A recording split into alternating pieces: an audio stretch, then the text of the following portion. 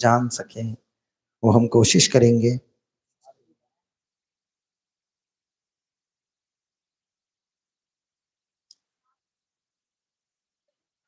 से ये रहिल प्रभुर द्वादश वत्सर, कृष्णेर वियोग स्मृति है निरंतर।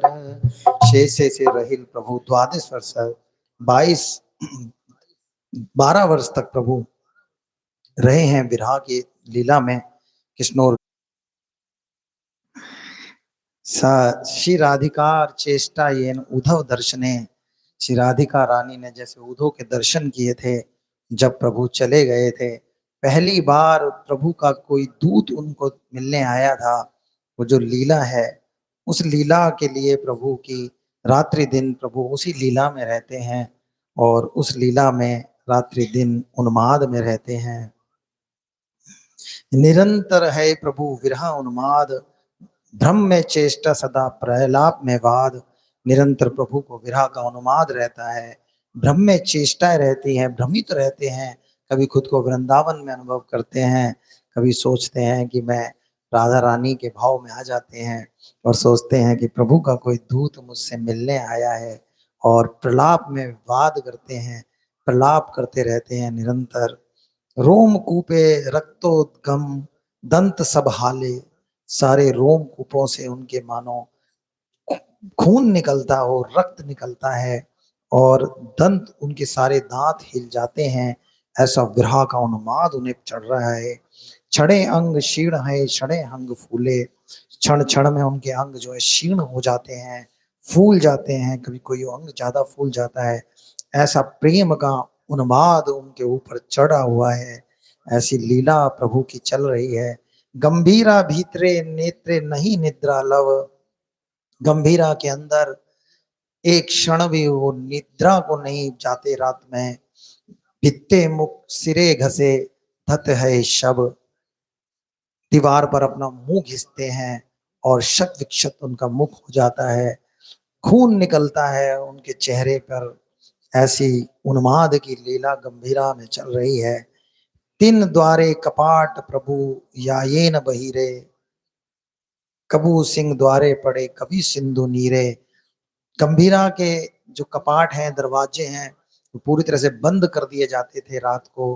फिर भी न जाने कैसे प्रभु निकल जाते थे बाहर, और कभी सिंह द्वारे, कभी जगन्नाथ प्रभु के सिंह द्वार पे पड़े हुए मिलते थे, और कभी सिंधु नीरे, कभी समुद्र के जल में मिलते थे पड़े हुए प्रभु। ऐसा उनकी उन्माद की लीला थी।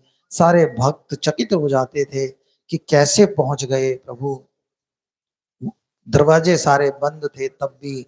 चटक पर्वत देखी गोवर्धन भ्रमे, धाना चले आर्तनाद करिया क्रंदने। चटक पर्वत को गोवर्धन पर्वत समझकर भ्रमित हो जा रहे हैं और प्रलाप कर रहे हैं, जैसे गोपिकाएं और राधा रानी श्री कृष्ण के विरह में ब्रज में जगह जगह जहां जहां पर भी लीलाएं प्रभु ने की थी, गोवर्धन आदि पर वो प्रलाप करती रहती थी, दुखी रहती थी, रोती रहती थी। ऐसे ही उसी भाव में चैतन्य महाप्रभु वो लीलाएं कर रहे हैं। उपवनोधान देखी वृंदावन ज्ञान, तार आए नाचे गाए क्षणे मूर्छा यान। वहां पर एक उपवन था समुद्र के किनारे, उसको वृंदावन समझ बैठे प्रभु, और वहां पर नाच रहे हैं, गा रहे हैं और मूर्छित हो जाते हैं। ऐसे भावावेश के अंदर प्रभु दिन रात रह रहे हैं। कहा नहीं सुनी यही भावेर विकार, से ही भाव हाय प्रभु शरीरेर प्रचार। कहा नहीं जा रहा दिव्य भावों के कारण महाप्रभु के शरीर में जो अद्वितीय विकार प्रकट होते हैं, वे उनके अतिरिक्त किसी अन्य के शरीर में संभव नहीं है। क्योंकि जैसा उनके शरीर में विकार होते थे, अगर ऐसा किसी आम जन के शरीर में हो जाए तो वो तत्क्षण मृत्यु को प्राप्त हो जाएगा। हस्तपदेर संधि सब विस्तृत प्रमाणे, संधि छाड़ी भिन्न है चरम रहे स्थाने। उनके हाथ और पैरों की जितनी भी संधियां हैं, जितने भी जोड़ हैं, वो खुल जाते हैं, लंबे लंबे हो जाते हैं हाथ, ऐसे ऐसे केवल चरम चरम रह जाती है। और ऐसा उनके शरीर के ऊपर उन भावों का जो प्रकोप पड़ रहा है, जो उन पे असर होता है, वो अद्भुत है। हस्त पद सिर सब शरीरे भीतरे, कभी कभी हाथ पैर सिर सब शरीर के भीतर हो जाते हैं। प्रविष्ठाए क्रूम रूप देखिए आप प्रभु रे, जैसे कछुआ होता है, ऐसे कछुए की जैसे अपने शरीर को अपने अंगों को समेट लेता है, ऐसे कभी कभी प्रभु के साथ भी होता है। ऐसा वो सारे अंगों को समेट लेते हैं अपने अंदर, और ऐसे भावावेश, ऐसी उनकी उन्माद की अवस्था है शरीर के साथ। इसीलिए कृष्णदास कविराज जी कह रहे हैं कि ऐसी अवस्था में कोई भी जीव, सामान्य जीव जीवित नहीं रह सकता। यही मत अद्भुत भाव शरीर प्रकाश, इसी तरह से अद्भुत भाव शरीर में प्रकट होते हैं।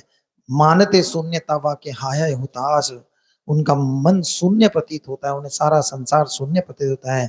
उनके शब्दों में निराशा तथा हताशा प्रकट होती है। ऐसी अवस्था है कृष्ण के वियोग में, कृष्ण के लिए कि कब वो मुझे आएंगे, कब मेरे सामने प्रकट हो। कहाँ मोर प्राणनाथ मुरली वदन, कहाँ करो कहाँ पर वजेंद्र नंदन। ये ऐसा पद प्रभु के मुंह से निकल रहा है। कहाँ मोर प्राणनाथ मुरली वदन, कहाँ है मेरे प्राणनाथ जो मुरली मुरली मनोहर, कहाँ करो कहाँ पाऊं, क्या करूं कहाँ पाऊं नंद नंदन को मैं। नंद नंदन तुम कहाँ हो, मैं तुम्हें कहाँ पाऊं, कहाँ तुम मुझे मिलोगे प्रभु। ऐसा भाव दिन रात रहता है प्रभु का। काहिर कहिब केबा जाने मोर दुख, किससे कहूं कौन जानेगा मेरा ये दुख। विजेंद्र नंदन विनो फटे मार मोर बुक, नंद नंदन के बिना मेरा हृदय फटता है। किससे कहूं कौन मेरा ये दुख जान सकता है कि कृष्ण के बिना मेरा हृदय फट रहा है। ऐसा प्रलाप करते थे प्रभु। यही मत विलाप करे विहिल अंतर, ऐसे प्रलाप करते थे प्रभु और विहिल रहते थे बहुत ज्यादा। रायर नाटक श्लोक पढ़े निरंतर। जो एक रामानंद राय जी ने एक नाटक लिखा था, उस नाटक के श्लोक, जगन्नाथ वल्लभ नाटक के नाम से नाटक लिखा था एक, उसके श्लोकों को प्रभु पढ़ते थे बार बार। उसमें से एक श्लोक प्रभु ने पढ़ रहे हैं। प्रेम छेद रजुआग क्षति, हरेर नायम न च प्रेम वा, स्थान स्थानम वेति न अपि मदनो जानन्ति न दुर्बलः। अन्यो वेद न च अन्य दुखमखिलम, नो जीवनम वाश्रवम, द्वित्रणेव दिनानि यौवनमिदं, हा हा विदे का गति। कृष्ण राधा रानी कृष्ण के वियोग में ये बोलती हैं उस नाटक में। हमारा कृष्ण इस पर कोई ध्यान नहीं देता कि हमने प्रेम संबंध में न जाने कितनी चोट सही है। वास्तव में प्रेम में हमारा दुरुपयोग किया गया है, ऐसा उनका भाव प्रकट होता है। क्योंकि प्रेम ये नहीं जानता कि कहाँ प्रहार किया जाए और कहाँ नहीं। यहाँ तक कि कामदेव भी हमारी असहाय अवस्था से परिचित नहीं है। मैं किसी से क्या कहूँ, कोई दूसरे की कठिनाइयों को नहीं समझ सकता। हमारा जीवन वास्तव में हमारे वश में नहीं रहा, क्योंकि यौवन दो तीन दिन रहेगा और शीघ्र ही समाप्त हो जाएगा। ऐसी अवस्था में हे विधाता हमारी गति क्या होगी। ऐसा भाव उस नाटक के अंदर, जगन्नाथ वल्लभ नाटक के अंदर राधा रानी प्रकट कर रही हैं। कह रही हैं कृष्ण हमारे प्रेम संबंध पर ध्यान नहीं दे रहे, वो नहीं जान रहे कि हमें कितना दुख मिल रहा है उनके वियोग में। हमारे साथ प्रेम संबंध जोड़ के हमें आप छोड़ दिया गया तड़पते हुए, हमारा दुरुपयोग हुआ है। ऐसा भाव श्री राधे रानी उस भाव में प्रकट कर रही हैं और कहती हैं ये कामदेव अर्थात जो इच्छा है प्रभु से मिलने की, वो अतिशय प्रकट हो रही है। कामदेव का काम है कि हमारे अंदर वो इच्छा प्रकट करे, इच्छित इच्छाओं को प्रकट कर देना कामदेव का काम है। तो कृष्ण से मिलने की जो इच्छा है वो हमारे अंदर प्रकट हो रही है, और उस इच्छा के कारण हम कृष्ण कृष्ण के वियोग में इतना दुख झेल रही हैं। और कहती हैं एक संसारी, एक भौतिक संसार के उसमें कि 2-3 दिन यौवन और रहेगा, यौवन का कितना समय है। ऐसी अवस्था में हे विधाता हमारी क्या गति होगी, क्योंकि यौवन ना होगा तो प्रभु हम पे क्यों ध्यान देंगे। वो उनका ऐसा उस वक्त का भाव है, यौवना है, कृष्ण को आकर्षित कर रही हैं, ऐसा गोपियों का भाव है, उस भाव को प्रकट करते हैं। अब यहाँ से थोड़ा गाते हुए आगे बढ़ेंगे, क्योंकि यहाँ से गीत के रूप में आगे की सारी लीला को प्रकट किया है उन्होंने। उपजेला प्रेमांकुर भंगीला ये दुख पूर, कृष्ण ताहा नहीं करे पान। बाहिरे नगर राज भीतरे सठेर काज, पर नारी वधे सावधान। कृष्ण के लिए कह रहे हैं उपजले प्रेम अंकुर, हमारे हृदय में प्रेम का अंकुर प्रकट करा है उन्होंने। भंगीला ये दुखपूर, उसको तोड़ दिया है कृष्ण ने मिलने के बाद। उस प्रेम अंकुर को वो प्रेम का अंकुर फूटा है, किंतु उनसे वियोग होने पर मुझे इतना बड़ा धक्का लगा कि वह व्याधि इस तरह जाने का नाम नहीं ले रहा। वो जो व्याधि मुझे उत्पन्न हुई है वो जाने का नाम नहीं ले रही है। कृष्ण के लिए कह रही है बाहरे नगर नागर नगर राज, बाहर से वो बहुत नगर राज एक श्रेष्ठ व्यक्ति दिखाई देते हैं जिनका सारा संसार सम्मान करता है। भीतरे सठेर काज, भीतर से उनका सठ जैसा काम है, जैसे कोई पाखंडी या कोई धोखेबाज जैसा कार्य करता है ऐसे सठेर काज वो कर रहे हैं। पर नारी वधे सावधान, पर नारियों को वध करने में बहुत वो सावधान है, पर नारियों का वो वध करते हैं। ऐसा भाव प्रकट चैतन्य महाप्रभु राधा रानी के भाव में, गोपियों के भाव में ये भाव बोल रहे हैं। हे सखी ना बूझिए विधिर विधान, कहते हैं कि हे सखी कैसे मैं जानूं इस विधि के विधान को कि ब्रह्मा जी ने एक ऐसा विधान लिखा है। सुख लगी केलु प्रीत, हेल दुख विपरीत, एबे आए न रहे पराण। हे सखी मैं विधाता के इस विधान को नहीं समझ पा रही हूँ। मैंने तो सुख के लिए कृष्ण से प्रेम किया था, किंतु परिणाम बिल्कुल विपरीत निकला। अब मैं दुख के सागर में डूब रही हूँ। हो सकता है कि अब मैं मरने वाली हूँ, क्योंकि मेरी जीवन शक्ति चूक गई है। ऐसा ही मेरी मानसिक दशा है, मेरे मन की दशा ऐसी हो रही है कि मैं दुख के सागर में डूब रही हूँ। कृष्ण चले गए हैं वृंदावन से, वियोग में तड़प रही हैं राधा रानी और गोपियां, और ये बात कह रही हैं कि ये विधाता ने कैसा विधान लिखा कि हमको मिलवाया, इतना परमानंद इतना सुख हमें प्राप्त हुआ, और अब कृष्ण हमें छोड़ के चले गए। अब हम धीरे धीरे इस वियोग में, इस विषाद में दुख को प्राप्त हो रही हैं और मृत्यु को प्राप्त होती जा रही हैं। आगे कहते हैं कुटिल प्रेम ज्ञान, नहीं जाने स्थान स्थान, बाल मंद नारे भजे रहीते, क्रूर सठेर गुण डोरे, हाथे गले बंदी मोरे, रखिया छे नारे ओक सीते। प्रेम व्याख्यार प्रकृति से कुटिल होते हैं। जो प्रेम का आदान प्रदान होता है वो प्रकृति से कुटिल होता है, उनमें पर्याप्त ज्ञान से प्रवेश नहीं किया जा सकता। ना ही वे इसका विचार करते हैं कि कोई स्थान उपयुक्त है या नहीं, ना वे परिणामों की चिंता करते हैं।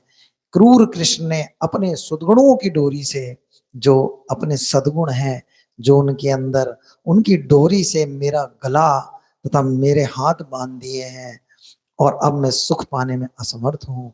अपने आप को कृष्ण प्रेम की डोरी से बंधा हुआ अनुभव कर रही हैं गोपिकाएं, और कह रही हैं कि क्या क्या भाव है भक्त सदैव यही चाहते हैं कि कृष्ण हमारे हृदय में प्रवेश कर जाएं और कभी ना निकलें।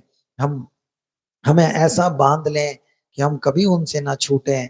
और देखो ये गोपियों के भाव कह रही हैं कि प्रेम उनके सद्गुणों की डोरी से हम बंध गई हैं। उन्होंने हमारे हाथ और पांव ऐसे बांध लिए हैं कि अब हम सुख पाने में असमर्थ हो गई हैं। ऐसा दिव्य भाव उनका हो रहा है। क्रूर सठेर गुण डोरे, वो क्रूर हैं, सट हैं, धोखेबाज हैं, उनके गुणों की डोरी से हम बंध गई हैं। ऐसा प्रेम का भाव प्रकट कर रही हैं गोपिकाएं और राधा रानी। उन्हीं भावों में स्थित होकर श्री चैतन्य महाप्रभु अपने भाव का को प्रकट करते हुए कह रहे हैं, ये मदन तनुहीना पर द्रोहे प्रवीणा, पांच बाण संध अनुषण, अबलार शरीरे विंद केल झर झरे, दुखदाय नालय जीवन। ये मदन तनुहीन, ये कामदेव तनुहीन है। परद्रोहे प्रवीण, दूसरों को कठिनाइयों में डालने में बड़ा प्रवीण है, बड़े निपुण है। पांच बाणे संधे अनुषण, पांच बाणों का अनुषण हमेशा संधान करके रखते हैं हर क्षण। अबला शरीर विंद, अबलाओं के शरीर का विंद कर रहे हैं, कृष्ण का कार्य कर रहे हैं। केले जरे जर, अबलाओं के शरीर को जर्जर कर रहे हैं अपने कामदेव अपने बाणों से। भगवान श्री कृष्ण की मिलन की इच्छा प्रकट कर रहे हैं कामदेव गोपिकाओं के हृदय में। उस भाव में वो कह रही हैं, दुख दे ना लय जीवन, निरंतर हमें दुख दे रही हैं लेकिन हमारे प्राण नहीं निकलते, हमारा जीवन नहीं हरण होता। इस भाव से अनुक्षण वो लगी हैं, कर रही हैं कि कामदेव को कोस रही हैं। कामदेव का अर्थ है अपनी उस इच्छा को कोस रही हैं जो कृष्ण के दर्शन के उनके अंदर निरंतर अग्नि की तरह प्रकट हो रही है। कृष्ण से मिलन के उनके अंदर जो अग्नि प्रकट हो रही है, इच्छा प्रकट हो रही है, उस इच्छा को वो कामदेव से जोड़ के उस कामदेव को कोस रही हैं कि हमारे अंदर ऐसी इच्छा प्रकट करी है। निरंतर हम दुख झेल रही हैं, निरंतर हमें दुख बना हुआ है, हम जल रही हैं, हम तड़प रही हैं कि कब कैसे कृष्ण से हमारा मिलन हो, उनके दर्शन हो, उनका सानिध्य हमें दोबारा प्राप्त हो। वो कामदेव की उत्पन्न इच्छा प्रभु से मिलन की उनके अंदर प्रकट हो रही है। उनके अंदर भाव प्रकट हो रहे हैं। एक भाव है प्रलय, प्रलय भाव होता है, उसे मृत्यु से जोड़ते हैं, शरीर ऐसा मृत प्रांत हो जाता है प्रलय भाव के अंदर। तो ऐसा कहती हैं गोपिकाएं, दुख इतना हो रहा है, मृत्यु जैसा हो रहा है, लेकिन जीवन नहीं जा रहा, निरंतर प्रभु से मिलन की इच्छा। देखो भगवान की भक्ति का ऐसा प्रभाव है, ऐसा लगता है कि भक्तों को कितना दुख मिलता होगा, लेकिन ऐसा नहीं होता। प्रभु की भक्ति में ये दुख में भी आनंद है, ये विरहा भी बहुत अभूतपूर्व रस देने वाली है, आनंद देने वाली है। निरंतर इस आनंद को, इस रस को प्राप्त कर रहे हैं भक्त।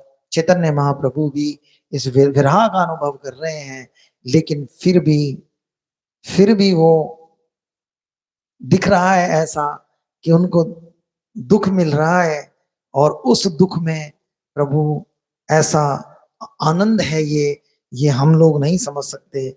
हमें लगता है कि जैसे संसार में किसी के जाने से, किसी प्रियजन के वियोग से अतिशय दुख मिलता है। दुख तो मिलता है उन्हें भी, दुख तो होता है, अश्रु भी गिरते हैं, सब कुछ होता है, लेकिन उसके पीछे जब अमृत बरसता है, वो अमृत बड़ा अभूतपूर्व है। उस अमृत का पान करने के लिए सभी भक्त इस अवस्था को पाना चाहते हैं। पहले दुख का अनुभव होता है, विरह होती है, अश्रु गिरते हैं, तड़प होती है, अग्नि जलती है, लेकिन फिर पीछे से वो भक्ति का, प्रेम का अमृत जो फिर प्रकट होता है हृदय में, वो अमृत जिसको प्राप्त होता है वो धन्य हो जाता है। और उसका जो सानिध्य प्राप्त करते हैं उनका जो जीव, वो भी सब धन्य धन्य धन्य हो जाते हैं। ऐसा भाव प्रकट होता है, ऐसा सुंदर भाव प्रकट हो रहा है चैतन्य महाप्रभु के अंदर। अब आगे, इससे आगे चलेंगे। 2 मिनट का हम अवकाश ले। चैतन्य महाप्रभु की जय। अन्य ये दुख माने, अन्य ताहा नहीं जाने, सत्य ये शास्त्रेर विचारे। अन्य जन कहाँ लिखी, ना जाने प्राण सखी, याते कहे धैर्य धरी मारे। शास्त्रों में कहा गया है कि एक मनुष्य दूसरे के मन के दुख को नहीं जान सकता, कोई भी मनुष्य दूसरे के मन के दुख को नहीं जान पाता, ऐसा शास्त्रों में आया है। ऐसा सखियां कह रही हैं, राधा रानी कह रही हैं, राधा रानी सखियों से कह रही हैं। अतएव मैं तथा अपनी अन्य प्रिय सखियों के बारे में क्या कह सकती हूँ, ना वे मेरे अंतर के दुख को समझ सकती हैं। वे बारंबार यही कहकर मुझे संतावना देती है, हे सखी धैर्य धरो। राधा रानी कह रही हैं, राधा रानी दिव्य विरह के भाव में हैं। जब कृष्ण उन्हें छोड़कर चले गए थे, उसी भाव में जब उद्धव उनसे मिलने आए, उसी भाव में चैतन्य महाप्रभु हैं। और ये सब उन मुख से निकल रहा है कि राधा रानी ने उस वक्त कैसा विरह का अनुभव किया है। वो कह रही हैं कि दूसरा कोई मेरे इस दुख को नहीं समझ सकता। शास्त्र की भी में भी ये आया है, एक के मन के दुख को दूसरा नहीं समझ सकता। तो मेरी सखियां मुझसे निरंतर कह रही हैं, हे सखी धैर्य धरो, हे सखी धैर्य धरो। आवन की कह गए हैं कि आएंगे तो आएंगे जब तक तुम धैर्य धरो। लेकिन राधा रानी के उस दिव्य प्रेम, दिव्य भाव, दिव्य उस विरह को और भी उनकी सखियों के लिए समझना कठिन है। सबको अतिशय दुख है, सब रुदन कर रही हैं, लेकिन राधा रानी के दुख को देखकर सब उन्हें संभाल रही हैं, ऐसा भाव आ रहा है। कृष्ण कृपा परावार कभू करिबे अंगिका, सखी तोरे व्यर्थ वचन। जीवेर जीवन चंचल, येन पद्म पत्रेर जल, तत दिन जीवे कौन जान। कृष्ण कृपा पारावार। मैं कहती हूँ, हे सखियों, तुम मुझे यह कहकर धैर्य धरने को कहती हो कि कृष्ण कृपा सिंधु है और एक ना एक दिन मुझे स्वीकार कर लेंगे, किंतु मैं बतला दूं कि मुझे उसे संतावना ना मिल सकेगी। जीव का जीवन क्षणभंगुर है, ये कमल की पंखुड़ी पे टिके जल के समान है। कृष्ण कृपा की आशा में भला इतने दिन कौन जीवित रहेगा, कुछ नहीं पता। तत दिन जीवे कौन जन, न जाने कौन कब तक जिए। तुम कहती हो आवन की कह गए हैं, तुम धैर्य धरो हे राधे रानी। आएंगे प्रभु, फिर हमारे जीवन में वो आनंद, वो सुख, उनसे मिलन, उनके दर्शन का प्राप्त होगा।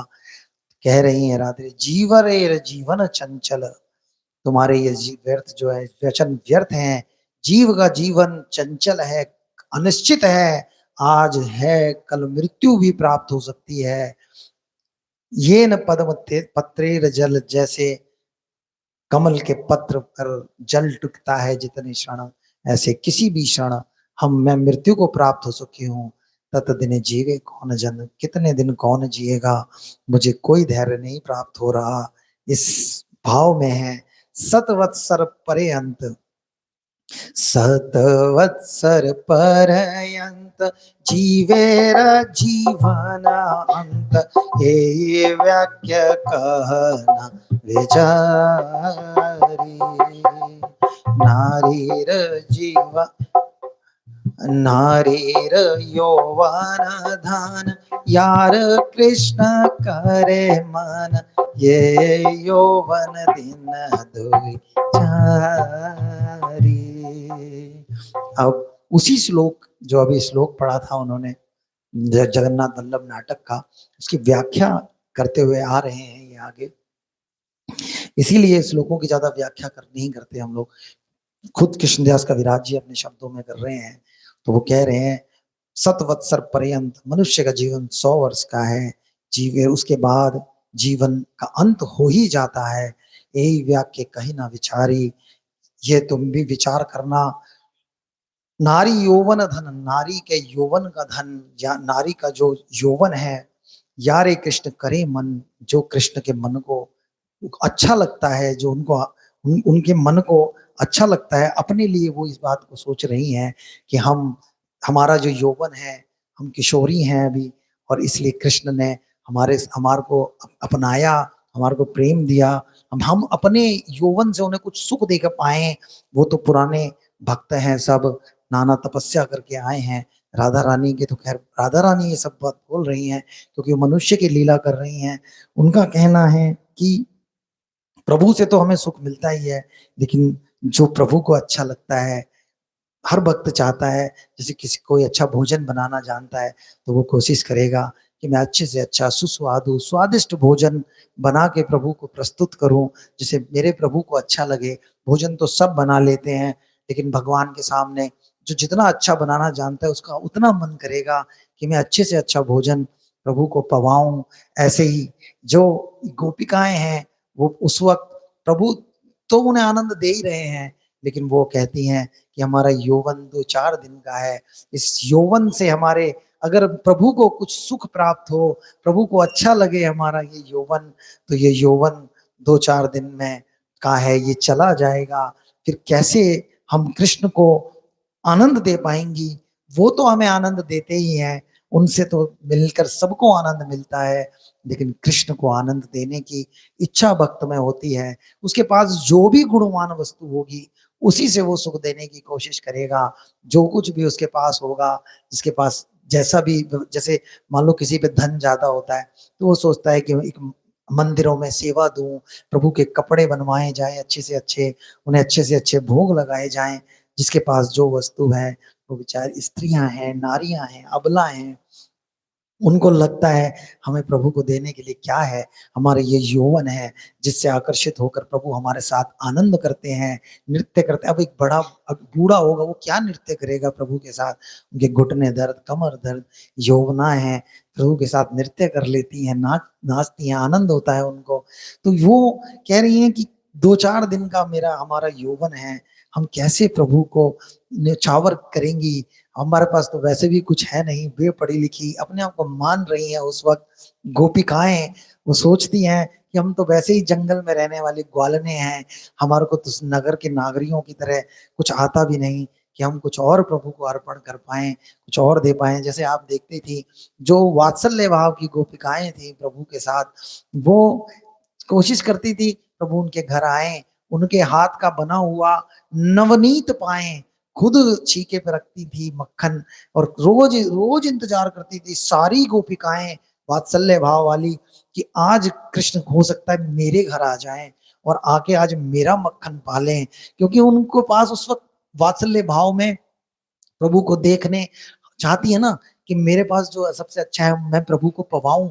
तो सारी गोपिकाएं जो प्रभु के साथ वात्सल्य भाव में थी उस वक्त रोज इंतजार करती थी कि कृष्ण उनके घर आएंगे, बाल गोपाल अपनी मित्र मंडली के साथ उनके घर आएंगे, रोज उनके लिए मक्खन रखती थी और रोज इंतजार करती थी। जब अगले दिन पता चलता था कि उस गोपिका के यहाँ पर पहुंचे हैं, जब वो आके सबको बताती थी, सब उसके सौभाग्य की सराहना करती थी। फिर सब लीला में जाती थी कि चलो माँ यशोदा के जाते हैं, उनके दर्शन भी हो जाएंगे, थोड़ा उनसे हंसी ठिठोली कर लेंगे, उनकी शिकायत करेंगे, अच्छा लगेगा, उनका चेहरा देखेंगे उतरा हुआ। ये सब उनके भाव थे, ये सब उनका रस था। जब कृष्ण को डांट पड़ेगी, जब वो आंखें नीचे करके बैठेंगे और फिर हमें टेढ़ी निगाह से देखेंगे कि बाद में तुम्हें बताऊंगा, तो ये सब उनके भाव, उनकी लीलाएं गोपिकाएं देखने के लिए रोज इंतजार करती थी। ऐसे वो बाल किशोरी हैं गोपिकाएं, वो कह रही हैं कि मैं, हमारा यौवन 4 दिन का है और प्रभु को हम निछावर करने के लिए हमारे पास कुछ है नहीं। ये यौवन था, ये भी आज नहीं तो कल चला जाएगा, फिर हम क्या देंगे प्रभु को। वो तो हमें सुख देंगे, उनके दर्शन माधुर्य से हमें सुख मिलता ही है, लेकिन हम उनको कैसे सुख देंगी, ऐसा भाव रख कर गोपिकाएं बोल रही हैं। अग्नि ये छे निज धाम, देखिया अभिराम, पतिंगेर आकर्षिय मारे। कृष्ण एचे निज गुण, देखिया रे मन, पाछे दुख समुद्र डारे। यदि तुम ये कहती हो कि कृष्ण के दिव्य गुणों के सागर हैं, अतएव कभी ना कभी दयालु होंगे, तो मुझे इतना ही कहना है कि वे उस अग्नि के समान हैं जो अपनी चकाचौंध से पतंगों को आकर्षित करती है और उन्हें मार डालती है। कृष्ण के गुण ऐसे हैं, वे अपने दिव्य गुण दिखाकर मानो हमें आकर्षित करते हैं और बाद में हमसे विलग होकर हमें दुख के सागर में डुबो देते हैं। अग्नि ये छे निज धाम, जैसे अग्नि अपने अपने निज देखिए अभिराम, जैसे अग्नि को देखकर, जैसे कहीं जलती हुई ज्योति ज्वाल को देखकर पतंगे उसकी ओर दौड़ते हैं, आकर्षित होते हैं, उससे सुख का अनुभव करके उसकी ओर जाते हैं। आप लोगों ने देखा होगा, कहीं दीपक जल रहा होगा तो उसकी तरफ पतंगे भागते हैं और हम सोचते हैं क्यों भागते हैं, मर जाते हैं और मर मर कर वहीं गिर जाते हैं चारों तरफ, मर मर के वहीं चारों तरफ गिर जाते हैं। और ऐसे ही जो भक्त होते हैं वो कृष्ण के करुणा, दया, कृपा, अकारण करुणा वर्णाले, अहेतु की करीब कृपा करने वाले, पतित पावन और सुंदर सुंदर गुणों से आकर्षित हो जाते हैं।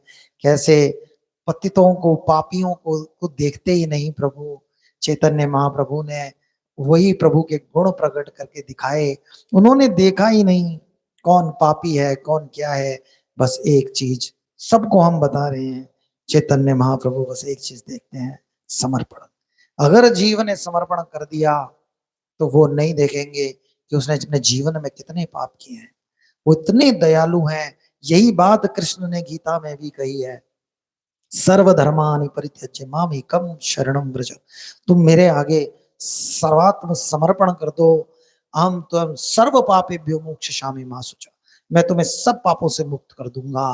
वो कहाँ देख रहे हैं पाप, पापियों को तो कह रहे हैं आओ समर्पण कर दो मेरे आगे, मुझे एकमात्र मुझे मेरे आगे समर्पण कर दो, मैं पाप तुम्हारे समाप्त माफ कर दूंगा, क्षमा करा दूंगा, हटा दूंगा, तुम चिंता मत करो कैसी भी। अगर वो ऐसे पापियों से तो कह रहे हैं, उन्हें मालूम है कलयुग में पापी आएंगे, तो उस वक्त उनको रास्ता बताया उन्होंने कि पापी तुम हो, मुझे कोई आपत्ति नहीं है, प्रभु कह रहे हैं तुम बस मेरे आगे समर्पण कर दो। चैतन्य महाप्रभु ने भी, तुमने उनके पूरे जीवन काल में देखा, जीवों ने समर्पण किया और कृपा हुई। कभी कभी यहाँ भी हमारे उसमें लोग हमसे पूछ लेते हैं अरे ये तो देखो कितने विकार हैं, इनके मन में न जाने क्या क्या भाव आते रहते हैं, ये कितना ऐसी ऐसी बात करते हैं, दुष्टता करते हैं। और देखो भगवान और भगवान के जो साधु होते हैं वो सबके मन की व्यथाओं को भी, मन के भावों को भी जान लेते हैं, लेकिन उसके बाद भी कृपा पे कृपा करते चले जाते हैं। यही पतित पावन उनका भाव है। चाहे कोई कुछ भी अपने मन में पाप रखे, कुछ भी रखे, बस समर्पण हो, बस ये निरंतर कहता रहे हे प्रभु मैं हूं पापी, मैं हूं अधम, मैं हूं नीच, मेरे मन में गंदे भाव आते हैं, हे नाथ मेरी रक्षा करो, मुझ पे कृपा करो, मुझे क्षमा कर दो, मैं अपराधी हूँ प्रभु, तुम्हारी शरण में हूँ प्रभु, आप दया करो प्रभु। ऐसे कहता रहता है यदि जीव, तो कितना से पापी भी हो, कोई आपत्ति नहीं है, प्रभु बड़े दयालु हैं, कृपा करते हैं। ऐसे सुंदर सुंदर उनके गुण हैं, उनको देखकर जीव उनके ओर आकर्षित हो जाते हैं। ऐसे ही कह रही हैं गोपिकाएं राधा रानी कि कृष्ण के निज गुण देखिए, हरे मन, उनके निज गुणों को देखकर मन का हरण हो जाता है, मन हमारा आकर्षित हो जाता है। पाछे दुख समुद्र ते डारे, बाद में वो दुखों के समुद्र में डाल देते हैं। पहले आते हैं, मिलते हैं, अपना प्रेम देते हैं, फिर उसके बाद विरहा हो आती है तो दुखों के समुद्र में डाल देते हैं। लेकिन देखो, सारे जीव प्रभु के विरह के दुखों के समुद्र में गिरे, चाहे वो गोपिकाएं हों। अगर गोपिकाओं को उस दुख में इतना ही दुख मिल रहा था तो उद्धव को क्यों वो मार्ग दिखाती। वो भी उद्धव से कह रही तुम भी दुख के मार्ग में गिरो। अरे कोई मूर्ख है जो किसी को कहे कि दुख के मार्ग में गिरो। चैतन्य महाप्रभु अपना दुख गा रहे हैं राधा रानी का आधार लेकर, तो और जीवों से कह रहे हैं कि तुम नाम संकीर्तन करो हरि का। कृष्ण कीर्तन करना सबको आज्ञा देते हैं, क्यों? कि तुम भी इसी दुख में पड़ो। अगर इतना ही भारी दुख होता तो सारे जीव क्यों संतों साधुओं के पीछे पड़े। वो दुख नहीं है प्रभु, दुख है, कष्ट है, ज्वाला है, अग्नि है, लेकिन उसके पीछे जब अमृत बरसता है, जब रस आता है, जब आनंद की प्राप्ति होती है, तो वो आनंद अभूतपूर्व है।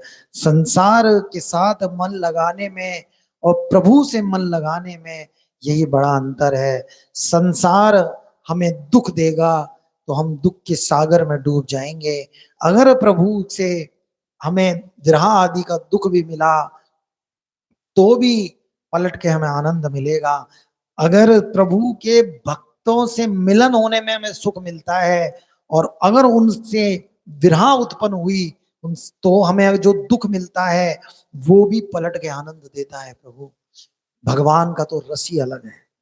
भगवान तो खैर भगवान है, ऐसे ही भगवान और भगवान के भक्तों से मिलने में जीवों को जो दुख मिलता है वो दुख फिर आनंद में परिणत हो जाता है।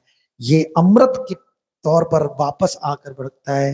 देखो, साधु का अर्थ ये नहीं कि जिसने साधु का वेश धारण कर लिया वो साधु है। अगर हमने उसे मन लगाया और वो हमसे विरह दूर गया तो हमें आनंद की अनुभूति होगी, ऐसा नहीं। जब तक उसके अंदर प्रभु ना होंगे तब तक ऐसा नहीं हो सकता, क्योंकि आनंद केवल प्रभु से ही प्राप्त हो सकता है।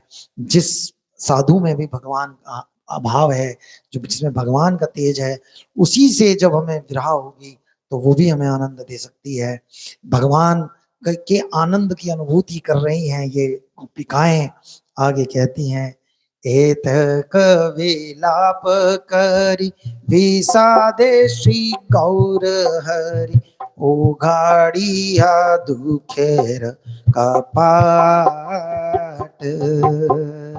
भावेर तरंग बल नाना रूपे मन चले, आर एक श्लोक खेल पाठ।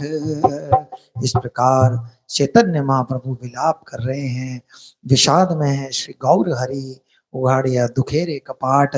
अपने हृदय के दुख के कपाट को उन्होंने उघाड़ा है, दिखाया है संसार को। भावेर तरंगे बले, भावों की तरंगों का जो बल है उनकी, नाना रूपे मन चले, नाना रूप से उनका मन घूमता है।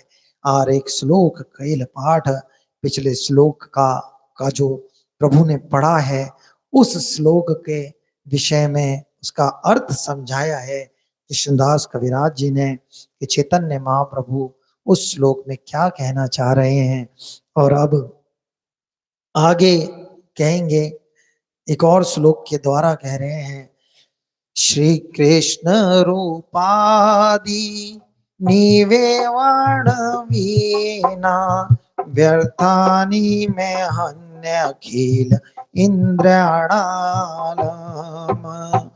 पाषाण शुष्केन्दन बाहर कन्या हो बिभ्रमी वातानि कथम हतत्राप।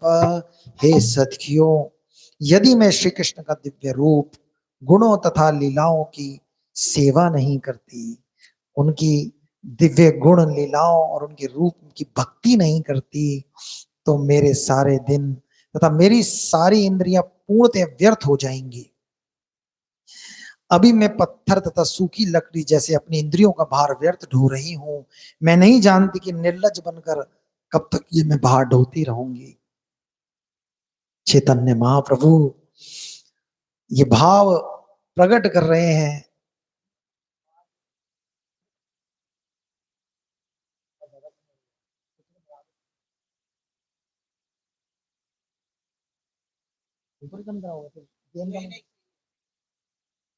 हल्की सी अब कह रहे हैं श्री कृष्ण के दिव्य रूप गुणों को और लीलाओं को अगर मैं सेवा नहीं करती, अर्थात यदि मैं कोई भी जीव श्री कृष्ण की भक्ति नहीं करता, स्पष्ट रूप से चैतन्य महाप्रभु अपने आप पर रखकर बोल रहे हैं कि यदि कोई जीव श्री कृष्ण की भक्ति नहीं करता तो उसकी सारी इंद्रियां, उसका पूरा जीवन सब व्यर्थ है। अगर कोई श्री कृष्ण के विग्रह का, श्री कृष्ण के साधुओं का दर्शन नहीं करता तो उनकी आंखें व्यर्थ हैं प्रभु। अगर कोई अपने हाथों से प्रभु के सेवा नहीं करता, प्रभु के लिए भोग नहीं बनाता, प्रभु के कार्यों में, सेवा के कार्यों में नहीं लगता, अपने चरणों को प्रभु के मंदिर में, प्रभु के स्थानों में, प्रभु की सेवा में नहीं लगाता, तो ये सब व्यर्थ हैं। अपने कर्णों को यदि प्रभु की लीला कथा सुनने में, उनकी मधुर लीलाओं के बारे में जानने में नहीं लगाता तो उसके श्रवण व्यर्थ है। अगर अपनी जिव्या को प्रभु का नाम जपने में नहीं लगाता, नाम कीर्तन में नहीं लगाता, तो उसकी जिव्या व्यर्थ है प्रभु। और यदि अपनी इंद्रियों से प्रभु की सेवाओं में नहीं लगता, सर्वस्त्र इंद्रियों से, तो उसका जीवन व्यर्थ हो जाएगा। अभी मैं पत्थर तथा सूखी लकड़ी जैसी अपनी इंद्रियों को, पाषाण शुष्क ईंधन, सूखी लकड़ी जैसे अपनी इंद्रियों का भार व्यर्थ ढो रही हूँ। अगर मैं ये नहीं करूंगी, अगर मैं ये नहीं करती, मैं नहीं जानती कि निर्लज बनकर कब तक ये मैं जीवन भार ढोती रहूंगी।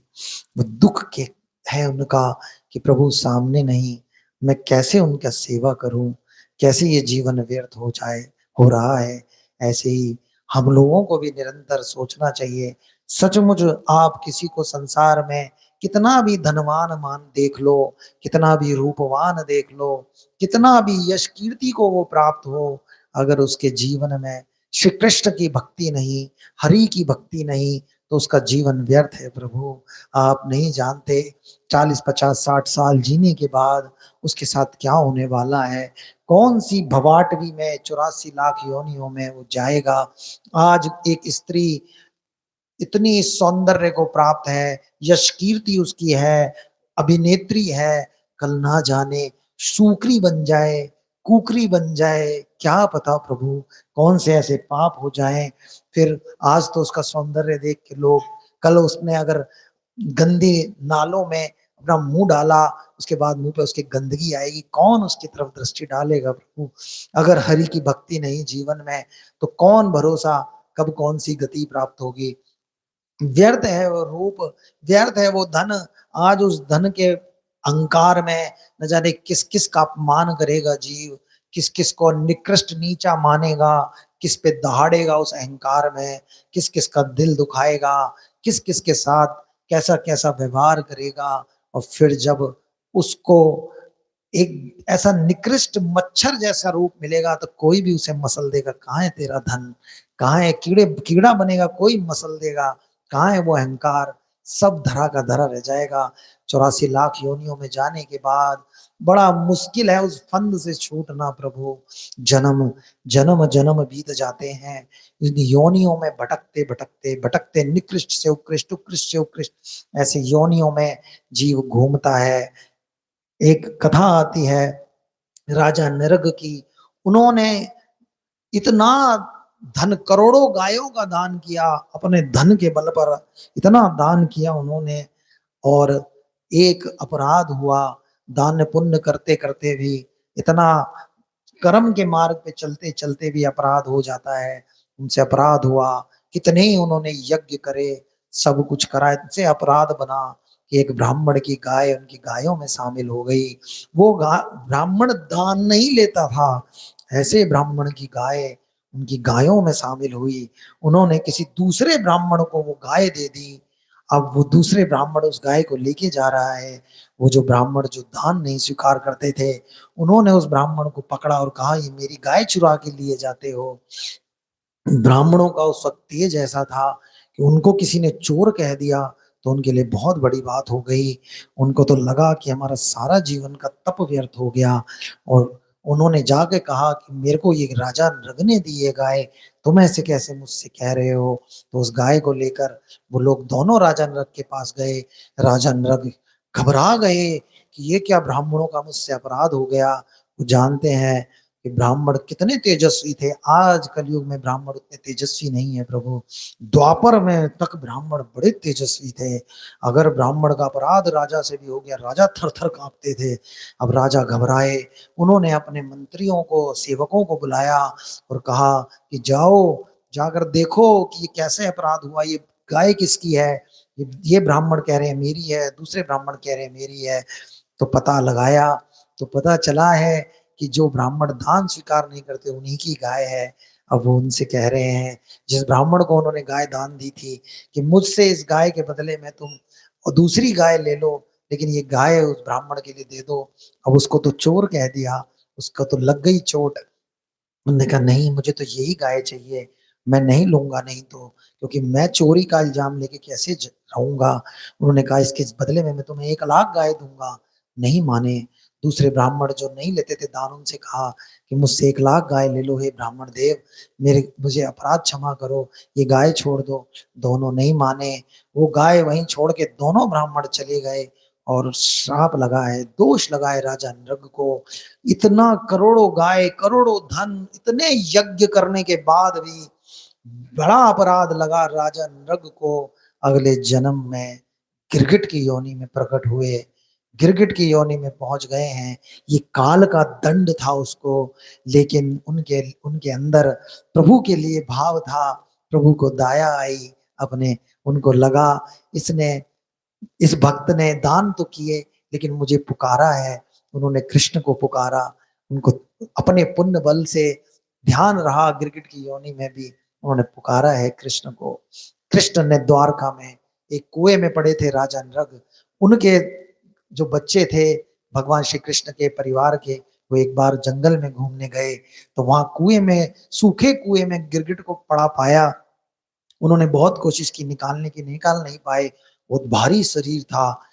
कृष्ण से जाकर कहा कि हमने एक अद्भुत प्राणी देखा है, इतना बड़ा गिरगिट हमने पहले कभी नहीं देखा। प्रभु को अपने भक्त की याद आई, प्रभु भागे हैं। न जाने 84 लाख योनि में किस किस योनि में जाने वाले थे राजा नृग। गिरगिट से छूटते तो किसी और योनि में जाते, वहां से छूटते तो कहाँ जाते, 84 में घूमते। प्रभु को याद आई, प्रभु गए, अपने हाथ से राजा नृग को निकाल लिया कुएं से, और राजा नृग का शरीर छूट गया, दिव्य शरीर में प्रकट हुए, प्रणाम किया है प्रभु को। ऐसे अपने भक्त का अपराध होने के बावजूद प्रभु ने उद्धार किया। ऐसे दयालु हैं कृष्ण, ऐसे दयालु हैं भगवान। संसार के नियम बहुत कड़क हैं प्रभु।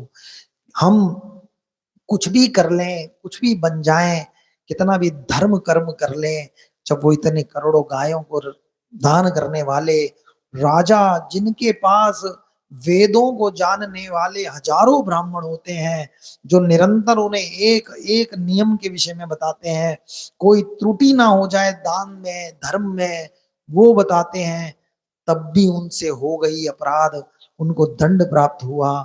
अभी प्रभु का अगर आश्रय उनको ना होता तो न जाने 84 लाख योनियों में कितने जन्मों तक वो भी भटकने वाले थे। भटकते अपराध हुआ है उनसे, चोरी का इल्जाम लगा, एक प्रकार से किसी ब्राह्मण की गाय चुरा कर आपने दूसरे को दान की, ऐसा अपराध माना जाता है। राजा के सेवकों का द्वारा किया हुआ अपराध राजा का अपराध माना गया है संसार में। ऐसी ही ऐसा ही यहाँ पर परिपाटी है, ऐसा ही संविधान है इस प्रकृति का। तो इसी के लिए राजा को दंडित किया गया, ऐसा कथा आती है प्रभु। देखो और समझो कि जो लोग भगवान की भक्ति नहीं कर रहे वो कुछ भी पाले अंत बुरा होगा। आप ऐसा नहीं कि आप ये सोचो कि आप उनके अगले जन्म को देखोगे, पापियों का तुम अंत देख लेना। हर पापी का अंत बहुत बुरा होता है। अपने अहंकार में, जवानी के अहंकार में पापी पाप करते हैं, लेकिन अंत में बहुत दुखी होकर मरते हैं, दुखी होकर रोते हैं। आप रावण का अंत देख लो। भगवान अगर चाहते तो दूसरे दिन रावण बाहर निकल कर आया था युद्ध करने के लिए। प्रभु ने कहा, पापी तुझे ऐसे मार दूंगा तो तुझे क्या पाप का दुख मिलेगा। उसके परिवार का, खानदान का, कुल का एक एक जन को पकड़ पकड़ के मारा गया। उसके पुत्र मार दिए सारे, पुत्र मार दिए सारे। सबको मारने के बाद जब वो दुख की अग्नि में जला है, जब उसने जीते जी दुख देखा है, फिर उसको मृत्यु प्राप्त हुई। ऐसे ही दुखों की प्राप्ति होती है। आपने कंस का भी अंत देखा है। अब ये मत समझो कंस तड़पा नहीं। कंस ने इतने राक्षस कृष्ण के पास भेजे, भगवान श्री कृष्ण तो चाहते तो 2-4 साल, जैसे वो इतने इतने बड़े राक्षसों को फाड़ रहे हैं तो एक दिन कह देते कि बुला लो मुझे, मैं आया अभी कंस को मार दूंगा। जब वो इतने बड़े बड़े राक्षसों को मार रहे हैं, अगासुर इतना बड़ा अजगर उन्होंने ऐसे फाड़ दिया, तो कंस को मारने में उन्हें क्या देरी थी। लेकिन तड़पा तड़पा के मारा है कंस को भी। आज तड़पता रहा वो सारे जीवन कि अब मुझे मेरी मृत्यु आएगी, अब मैं मरूंगा, अब मैं मरूंगा। पापियों को पाप करते देखकर खुश मत हो प्रभु, तड़प तड़प के मरते हैं वो। ऐसा कभी नहीं हुआ कि पापियों, बाद में देखो इस जीवन का अंत बताएगा हमें कि हम कहाँ जाएंगे प्रभु। कर्म किए हैं बुरे तो अंत काल में हमें दुख झेलना पड़ेगा, नरक झेलने पड़ेंगे। और यदि हम अपने जीवन में नरक झेल रहे हैं अंत समय में, यदि कोई ये हमसे कहे, हम खुद कह दें अरे मेरा जीवन तो अब नरक है, या कोई और कह दे अरे इनका जीवन तो अब नरक जैसा जी रहे हैं, तो वो नरक जाने वाले हैं, ये निश्चित ही है। वो नरक जाएंगे। कई बार आपने किसी के विषय में सुना होगा तो कुत्ते की मौत मरेगा। अगर कोई कुत्ते की जैसे मर रहा है तो वो भी नरक ही जाएगा, क्योंकि उसका अंत बुरा हो रहा है। उसको मृत्यु जो ऐसे प्राप्त हो रही है, उसका अंत काल अगर ऐसा बीत रहा है, तो वो आने वाले, देखो कोई जीव प्रारब्ध से नरक नहीं जाता। प्रारब्ध हमें मिला है इस जीवन के लिए। नरक वाले पाप जो हमने किए थे पीछे, उनको हम झेल के आए हुए हैं। 84 जो लाख योनियां हैं, जो पशु पक्षी हम बनने हैं, वो भी हम झेल के आ चुके हैं, तब हमें कहीं जाकर मनुष्य जन्म मिला है। अब हमारे हमारे जो अति वाले जो पाप थे, जो नरक और पशु योनियों वाले थे, उनका निस्तार, उनका हमने जो पिछले जन्म में किया था, उनको हम पूरे कर कर आए हैं। अब जो इस जन्म में हम ऐसे पाप करेंगे जो नरक के लायक होंगे, 84 लाख योनियों के लायक होंगे, उन्हीं के कारण हमें नरक मिलना है अब। तो वो हमारे जीवन में जो हम आज करने वाले हैं, कोई ये ना सोचे कि नरक भी प्रारब्ध से मिलता है, या हमें पशु पक्षियों की योनि भी प्रारब्ध से मिलेगी। नहीं मिलेगी। हम मनुष्य बन के आए हैं, और यदि हमने अच्छे कर्म किए तो हम मनुष्य के ही उच्च योनियों में जाते चले जाएंगे। मान लो कोई अभी अंतज्य योनि में है, वो शूद्र बन जाएगा। जो शूद्र में है वो अगले जन्म में वैश्य बन सकता है, अगर उसने कर्म उसके अच्छे हुए, नरक वाले और पशु पक्षी वाले योनि के नहीं किए। और अगर वो वैश्य है तो क्षत्रिय योनि में चला जाएगा, राजा आदि बन जाएंगे। और यदि वो राजा की योनि में है तो ब्राह्मण बन जाएंगे। और यदि कोई जीव बहुत तीव्र प्रभु का भाव रख ले तो कलयुग का ऐसा प्रभाव है कि सीधा शूद्र से ब्राह्मण बन जाते हैं लोग। क्योंकि ये कलयुग के अंदर, क्योंकि भगवान की भक्ति का प्रभाव है, भक्ति के प्रभाव से जीव बहुत तीव्र गति से शुद्ध होता है, और शुद्ध होके सब जीव ब्राह्मण की योनि को प्राप्त हो सकते हैं। ऐसा अच्छे कर्म करेंगे तो होंगे, और यदि बुरे कर्म करेंगे तो जहां है वहां से नीचे गिर जाएंगे और नरक और 84 लाख योनियों में जाएंगे। आज के जो हमारे कर्म हैं वो आने वाला समय हमारा जो होने वाला है उसको उसका निश्चित करेंगे, उसका निश्चय करेंगे कि आने वाला जो हमारा जीवन काल है वो कैसा रहेगा, उसको निश्चित करेंगे हमारे आज के जो कर्म हैं। इसलिए कर्मों का कारण है संगति। याद रखना हमेशा, यदि संगति खराब करके, गलत लोगों पापी लोगों की संगति करके, अधर्म में रहने वाले लोगों की संगति करके हम ये सोचें कि हमसे धर्म होने वाला है, हम ये सोचें कि हम पापों से बचने वाले हैं, तो भाई ये भ्रम है। कभी कोई आज तक नहीं बचा जिसने भी अधर्मी पापियों की संगति करी, वो अधर्म में गिरेगा, निश्चित रूप से गिरेगा। आज नहीं तो कल गिरेगा। यदि आप अच्छा कर्म करना चाहते हो, अपने जीवन को प्रकाशित करना चाहते हो, अपने जीवन में अच्छा बनना चाहते हो, तो आप अच्छे लोगों की संगति करो। यहीं से आगे के कर्म बनते हैं।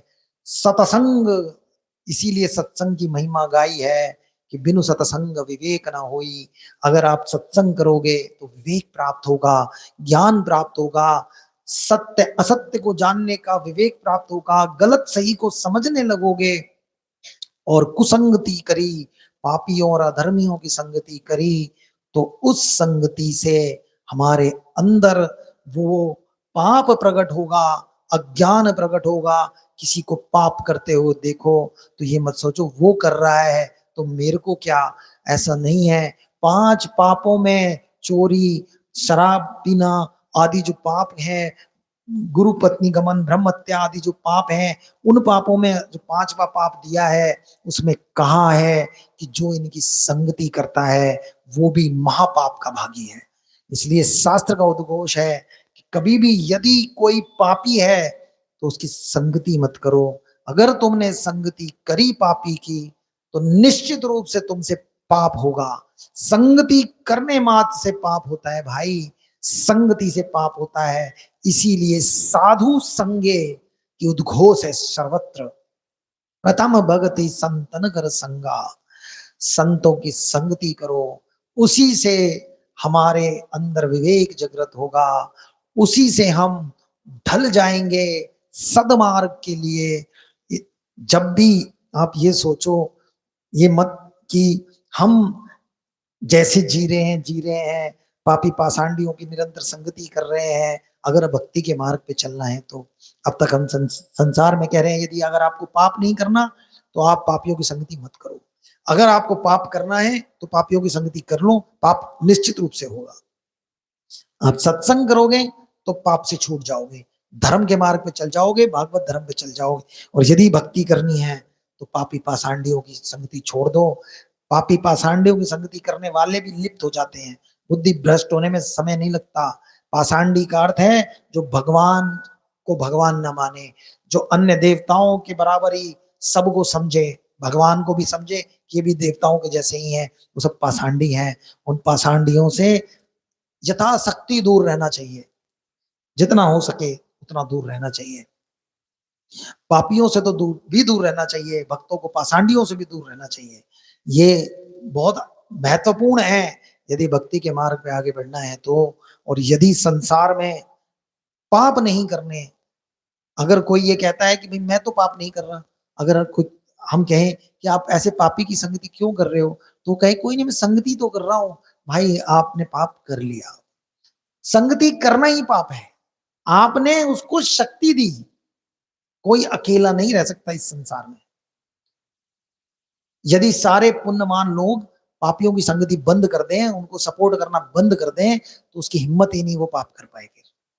आप उसकी संगति करोगे तो आज निकल आपसे बनेंगे, वो अपनी अपनी यूनिटी बढ़ाएगा, अपना संगठन बढ़ाता है। कोई पापी अपना संगठन बढ़ाएगा, वो लोगों से तुम्हें पापों में लगाएगा। आपने देखा होगा शराबी ऐसे ही करते हैं।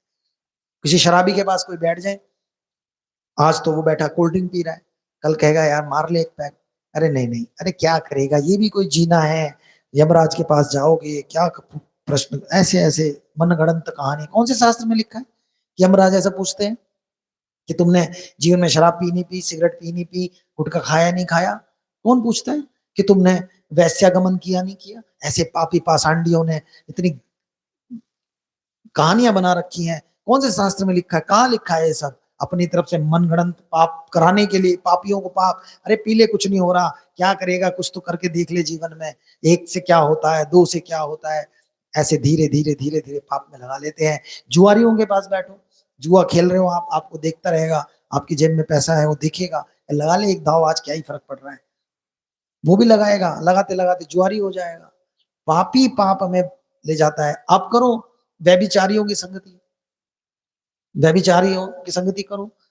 वो जो जो लोग, जो पुरुष दूसरी स्त्रियों के चक्कर में पड़ रहते हैं, जो स्त्री दूसरे पुरुषों के चक्कर में पड़ रहते हैं, उनकी करो संगति, तुम्हारी भी बुद्धि भ्रष्ट हो जाएगी आज नहीं तो कल। व्यभिचारियों की संगति करोगे व्यभिचारी हो जाओगे, जैसी संगति करोगे वैसे ही हो जाओगे भाई, ये बात पक्की है। रंग बदल जाता है बिल्कुल, कितना भी आप कोशिश कर लो बच नहीं सकते। इसलिए पापी पाषांडी और की संगति मत करो, संगति करोगे तो बदल जाओगे, दिक्कत आएगी। आप ये कहते हो, कोई सोचता है कि हमने तो चैतन्य महाप्रभु की शरण ले ली, गुरु की शरण ले ली, अब क्या हमारा क्या बिगड़ेगा अगर हम पापी पाषांडियों की कर लेंगे? काम बढ़ाओगे ना भाई तुम, आप काम बढ़ाओगे उनका, आप उनका कष्ट बढ़ाओगे। आप करोगे संगति, आपके ऊपर रंग चढ़ेगा और फिर उन्हें रंग उतारना पड़ेगा, तो उनको शक्ति लगानी पड़ेगी। आप काम बढ़ा रहे हो, आप व्यर्थ ही काम बढ़ा रहे हो। आप बड़े कॉन्फिडेंट है, हमें क्या फर्क पड़ रहा है, हम तो भगवान की शरण है, हमें क्या फर्क पड़ रहा है, हम तो गुरु की शरण में है, गुरुदेव अपने आप देख लेंगे। क्या देख लेंगे? शक्ति लगवाओगे उनसे व्यर्थ की, उनका उनका कष्ट बढ़ाओगे। क्या लगता है कि शक्ति लगाने में कष्ट नहीं बढ़ता?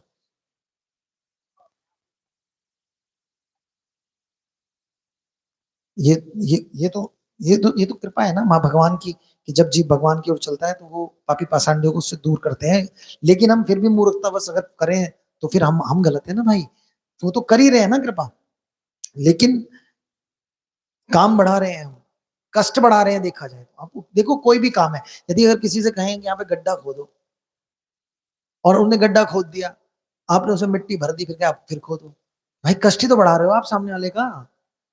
आप उसे, वो कहेगा भाई तू पागल है, मैंने कहा अभी तो खोदा था, कोई नहीं दोबारा खोद। ये कर रहे हैं हम भगवान के साथ और गुरु के साथ, कि उन्होंने इतनी मेहनत करके शक्ति लगा लगा के हमें, हमारा मन शुद्ध किया, हमें भगवान की ओर ले गए, हमने पापी पाषांडियों की संगति कर ली कुछ दिन और फिर हम वैसे ही हो गए। आप देखते हो तीर्थों पे जाते हो, आप दूसरों के साथ, उस पाषांडियों के साथ अगर आप तीर्थों पे चले जाओ, बिल्कुल फ्री हो आप 3 दिन के लिए 4 दिन के लिए पाषांडियों के साथ चले जाओ तीर्थ, उन्हें बड़ा तीर्थ का शौक होता है पाषांडियों को, चले जाओ उनके साथ तीर्थ, वो बुद्धि भ्रष्ट कर देंगे वहां से। आप बिल्कुल फ्री हो, आप खाली हो वहां, आप वो आपसे चिट चैट करते रहेंगे, आपसे बात करते रहेंगे, आपको अपने रंग में रंगने की पूरी कोशिश करेंगे, क्योंकि उनकी धारणा है ना, उनकी धारणा है आप गलत हो। अगर वो आपकी बात, उनकी धारणा ये नहीं है कि आप गलत हो, तो फिर वो क्यों नहीं, वो पापा पाषांडी नहीं रहेंगे फिर, तो वो आपको घेर लेंगे अपने उस माया जाल में, फिर आप काम बढ़ा दोगे। आप जैसे तैसे करके, ये हुआ ना, जैसे कपड़ा है अभी साफ किया, सफेद कपड़ा है साफ किया भगवान ने, और हम गए फिर कीचड़ में डुबोया कि लो प्रभु हम तो तुम्हारी शरण है, हमें काय का डर? अरे डर नहीं है तो रोज यही काम करवाएगा क्या मेरे से? तो ये यही बात है कि हम लोग पापी पाषांडियों की का संगति कर करके, पापियों की संगति कर करके पाषांड, आप यदि अगर किसी को भ्रम है कि कैसे पापी पाप में ले जाते हैं, आप चाहे भक्ति की कितने भी ऊंचाई पे बैठे हो, आप कर लो संगति, आपको 4 दिन में पता लग जाए। पहले तो दोष लगेंगे, क्योंकि संगति करोगे दोष लगने लग जाएंगे, वो गलत काम करे, दोष लगते लगते भगवान की शक्ति वापस आएगी, फिर तुम खुद पाप कर बैठोगे। ऐसा होता है। कोई भी इस बात के पूर्ण विश्वास में ना बैठे कि अब तो हम बहुत भक्ति में ऊंचाई पे आ चुके हैं, हमसे पाप नहीं हो सकते। भाई सतर्क रहने की आवश्यकता है, माया बड़ी ठगनी है, बड़ी ठगनी है, बहुत सतर्कता की आवश्यकता है। हमेशा सूक्ष्म दृष्टि गड़ाए रखने की आवश्यकता है अपने ऊपर, कि कभी भी किसी से भी गलत काम हो सकता है। संगति से बचो, गलत लोगों की संगति नहीं करनी। अब इस बात को अपने मन में अच्छे से धारण करके रखिए कि संगति, अगर अच्छे कर्म करने हैं, कोई ये कहता है कि भाई मैं भक्ति करना चाहता हूं पर कर नहीं पा रहा, भाई अपनी संगति देख लो, आप अपनी संगति देखो, ये आप लगातार किसकी संगति कर रहे हो।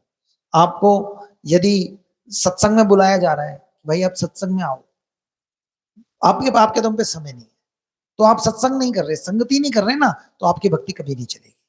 आप संगति किसी कर रहे हो, पापी पाषांडियों की, धन के पीछे भागने वाले लोगों की, काला धोला करके धन कमाने वाले लोगों की, दो दो पैसों के लिए झूठ बोलने वाले लोगों की, तो आप भी वैसे ही हो जाओगे आज, नहीं तो कल भक्ति कैसे होगी फिर। भक्ति करनी है तो संगति करनी है, संगति से ही होगी। यही मूल कारण है कि भगवान के भक्तों की संगति करने के लिए शास्त्रों में भरा पड़ा है कि संगति करो भाई। संगति, पूरा सतसंग के ऊपर भागवत में एक अध्याय पे बोले हैं श्री कृष्ण उद्धव से, पूरा एक अध्याय है कि भगवान श्री कृष्ण ने भक्ति के विषय में बताया पूरा। फिर उसके बाद बोले कि भक्ति के साथ यदि तुम सत्संग करोगे तो तुम्हारी भक्ति, विशुद्ध भक्ति बढ़ जाएगी। अगर तुमने सत्संग नहीं किया, सत्संगति नहीं करी, तो तुम डूब जाओगे, चाहे कितना भी भारी भक्त बन जाओ अपने आप को, संगति के बिना डूब जाओगे। किसी की संगति, कब प्रारब्ध से नाना प्रकार के लोग दुनिया में आ रहे हैं, आपके पास दृष्टि ही नहीं है, आप तो मजे से उनकी संगति कर रहे हो, आप डूब जाओगे, ले डूबेंगे वो, आपका सारा भजन भक्ति सब पुण्य पुण्य सब ले जाएंगे। आप जीवन भर बंदा आदमी पूरे जीवन पुण्य करता रहे, मान लो 30-35 साल तक उसने अच्छे काम किए, 35 के बाद उसने बुरे लोगों का संगति कर ली, 40 के बाद कर ली, पाप हो जाएंगे उससे, चाहे कितना भी अपने आप को पुण्यवान, कितना भी धार्मिक समझ ले। धार्मिक लोग धर्म कर लेते हैं, अरे साधु का वेश धारण करने वाले लोग जो घर बार त्यागने के बाद साधु बनते हैं, अभी उनके अंदर अंदर साधु तो नहीं है, लेकिन वेश उन्होंने साधु का धारण कर लिया, घर बार छोड़ वैरागी हो गए, वो भी पापों में लिप्त हुए पाए जाते हैं भाई। उन्होंने तो क्यों छोड़ा था फिर, वो धन के पीछे लग जाते हैं, वो यश कीर्ति के पीछे लग जाते हैं, और पाप कर बैठते हैं। तो संगति का कितना असर है, कुछ लोगों की गलत संगति उन्हें भी मिल जाती है।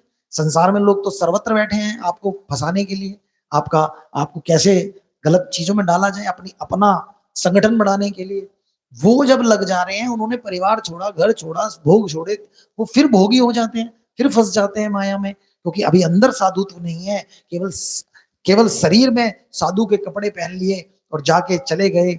और कैसे बनेगा, कहा है कलयुग के लिए तो तुलसीदास जी ने ब्रह्म ज्ञान उपजो नहीं और कर्म दिए छिटकाए, तुलसी ऐसी आत्मा सहज नरक में जाए।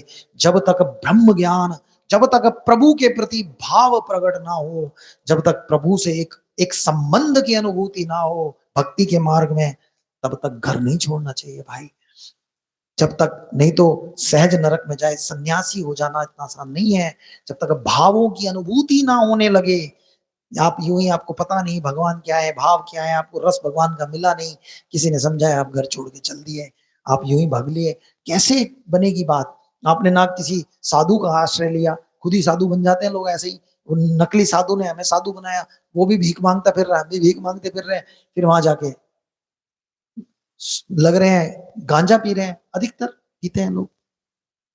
तो अब ये क्या तुमने करी संगति, ये तो ये ऐसा साधु जो बनकर जो साधु का रूप लेके घूम रहे हैं, वो भी संगति के कारण पापों में पड़ जाते हैं। न जाने कितने लोग, कितने साधु, कितने बच्चे घर से निकले, ब्रजभूमि आदि में गए, उनको किसी ने कहा कि तू संसार में झंझट है निकल ले, पहुंच गए वहां पर, वहां नशेड़ियों की संगति में बैठ के नशा करने लगे भाई। क्या उन्होंने, क्या पाएंगे वो, क्या पाने निकले थे, क्या पा लिया। गए थे घर से निकल के कि हम संसार से वैराग लेके, वहां तो बैठे हैं लोग, आधे से ज्यादा 90% लोग शाम को मारते हुए मिलेंगे। क्या मार ले, जरूरी है, क्यों जरूरी है भाई, जरूरी है, नींद नहीं आएगी तेरे को, अबे नींद नहीं आएगी, भगवान का आश्रय लो ना भाई, भगवान के भक्ति का आनंद रस लो ना, उसका नशा होगा ना। क्या क्या नहीं आएगी, नहीं आएगी नींद, प्रभु का चिंतन करेंगे रात भर, कौन सी आफत आ गई, तो फिर क्या तमोगुण में चले जाएं। लेकिन तमोगुण में चले जाते हैं, संगति तो हर जगह गलत मिल जाती है, गलत संगतियों से जीव गलत मार्ग पे चल पड़ते हैं। तो हम कैसे समझ सकते हैं, संगति का बहुत बड़ा असर है। बिना किसी उच्च कोटि के साधु के बिना उसके शरणागति के बिना उसका हाथ तक सर पे ना हो, जब तक संसार को छोड़ना नहीं चाहिए। वो जानता है कब किसको संसार में रखना है और किसको छुड़ाना है। आपने देखा चैतन्य महाप्रभु को रघुनाथ दास जी के समय पहले उन्होंने मना किया, फिर जब उनको लगा कि उनके अंदर सचमुच वैराग परिपक्व हो गया है, तब उन्होंने आज्ञा दी कि अब आ जाओ। ऐसे ही ऐसे ही है। इसीलिए किसी उच्च कोटि के साधु के बिना जब तक आप उसकी शरण में ना हो, संसार छोड़ना भी कुसंगति बन सकती है। और संसार में रह के तो तुम कैसे भाई सोच सकते हो कि हम कुसंगति कर लें, गलत लोगों का साथ रह लें और हम सत्संग और हम भगवान के मार्ग पे चल पाएंगे? ये असंभव है। यहाँ चैतन्य महाप्रभु ने कह रहे हैं कि मेरी सारी इंद्रियां व्यर्थ हैं यदि वो भगवान की भक्ति में ना लगे, भगवान की सेवा में ना लगे। किसी भी जीव की इस संसार में सारी इंद्रियां व्यर्थ हैं, ये शरीर व्यर्थ है, ये जीवन व्यर्थ है यदि उसने इस मनुष्य जीवन को पाकर भगवान श्री कृष्ण की भक्ति नहीं करी, उनका चिंतन नहीं किया, उनकी भक्ति में अपना जीवन नहीं लगाया। हम ये नहीं कह रहे कि आप संसार के कार्य छोड़ दो भाई, रेल की दो पटरियों की तरह दोनों को साथ चलने दो। इधर भक्ति भजन भी चलता रहे, इधर कुसंगति को छोड़कर अपने कार्य भी चलते रहें। स्त्रियां अपने घर का कार्य करती रहें, अपना भगवान का भजन करें, अपना पुरुष लोग अपना जो भी नौकरी है, जो भी काम है वो भी करता रहें, लेकिन कुसंगति ना करें, सत्संग के साथ करें। सत्संग करते हुए निरंतर निरंतर सत्संग के साथ, कुसंगति करते हुए यदि करेंगे तो डूब जाएंगे। यही मूल कारण है। जो भी जीवन में चीजें यदि बनती हैं हमारे लिए कुसंगति का कारण, तो उसको तत्क्षण छोड़ देना चाहिए, जिससे कि हम सत्संग को प्राप्त हो। हम ये नहीं कह रहे कि आप संसार में रहो, हम ये भी नहीं कह रहे कि तुम संसार में मत रहो, लेकिन तुम जहां भी रहो, चाहे तुम संसार के में रहो, चाहे तुम वैराग्य के मार्ग पे चलो, कुसंगति ना हो। क्योंकि वैराग्य के मार्ग पे चलकर भी लोग कुसंगति कर रहे हैं और संसार में रहकर भी लोग कुसंगति कर सकते हैं। संसार में तो बहुत ज्यादा कारण है, चांस कि आप कुसंगति कर बैठो। वैराग्य के मार्ग में भी है, लेकिन दोनों ही मार्गों में संभव है। कुसंगति से तो दोनों ही जगह बचना है, नहीं तो भक्ति का जो वृक्ष है वो कभी आगे नहीं बढ़ सकता। अपना पूरा जीवन हमें, अगर हम दोनों को साथ लेके नहीं चलेंगे, संसार के कार्य और भक्ति, केवल वो समय जो हम व्यर्थ गवा देते हैं अपने कार्यों के बाद, उसको यदि हम संसार में संसारी जो हैं वो भक्ति में लगाएं तो कितना महान कार्य हो जाए। प्रभु जानते हैं इनको समय कम है, प्रभु बड़े दयालु हैं, दया करते हैं, करुणा करते हैं, भाव देखते हैं। समय कम है, करना चाहता है लेकिन दया बना के रखते हैं, करुणा करते हैं, कृपा करते हैं। और जो लोग सन्यास के वैराग के मार्ग में हैं, वो तो अपना प्रति क्षण प्रभु के सेवा भक्ति में ही लगाना चाहिए, जिससे कि प्रभु ये भी जानते हैं कि मैंने कृपा करके इसको समय दिया है। भाई, किसी को वैराग्य का मार्ग यदि मिला है, किसी को पूरा जीवन का पूरा दिन का समय सोने के अलावा भगवान की भक्ति के लिए मिला है, वो भी प्रभु की कृपा है। तो प्रभु ने जब वो समय दिया है इतना बड़ी कृपा करके, तो प्रभु भी ये चाहेंगे कि ये पूरा निरंतर मेरा भजन करे, जिससे तीव्रतम भक्ति योग के मार्ग पे चलकर तीव्र गति से मुझ तक पहुंच जाए। दोनों ही अवस्था में प्रभु जानते हैं। अगर ये ना सोचो कि हम पे समय है लेकिन हम बहाना लगा लें कि हम पे तो समय ही नहीं है, भगवान तो सब जानते हैं। भगवान तुम्हारे अंदर की गति जानते हैं, तुम्हारी बुद्धि की बहानेबाजी भी जानते हैं कि तुम बहाने बना रहे हो, तुम्हारे पास समय है, तुम किसे मूर्ख बना रहे हो। मन से चिंतन ही तो करना है, जिव्या से नाम जप ही तो करना है।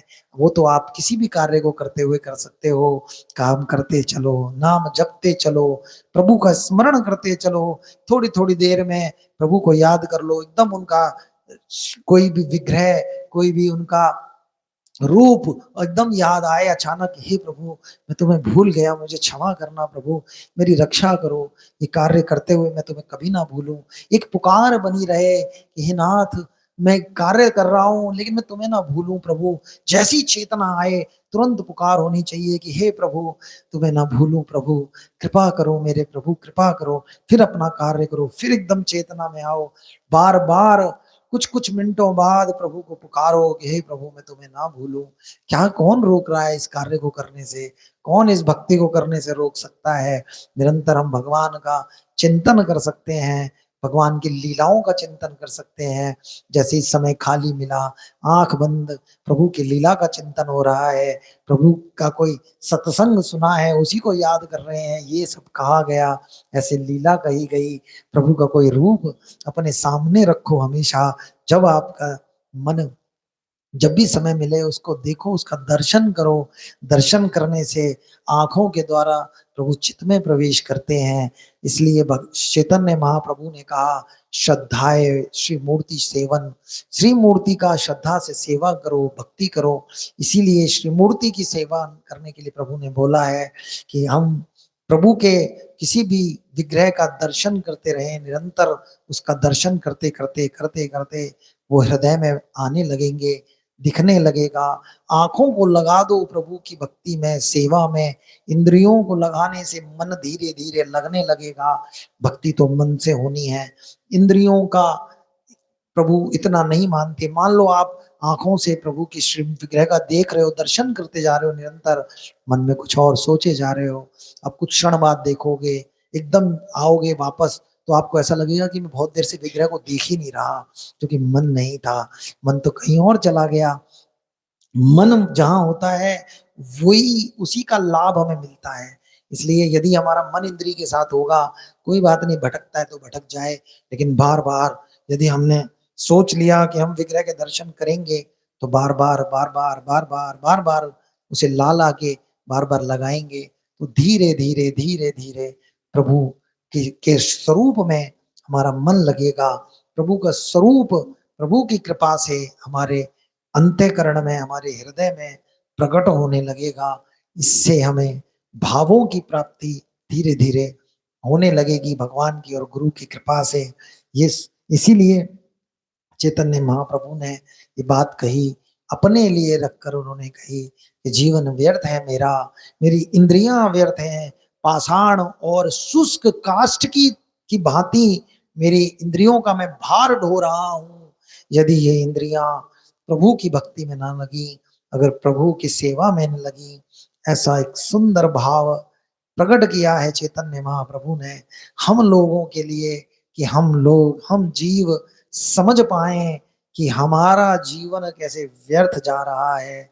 हमको लग रहा है हम बहानों में लगे रहे, हम बहाने ही बनाते रहेंगे कि समय नहीं है, या हमारा मन नहीं लग रहा।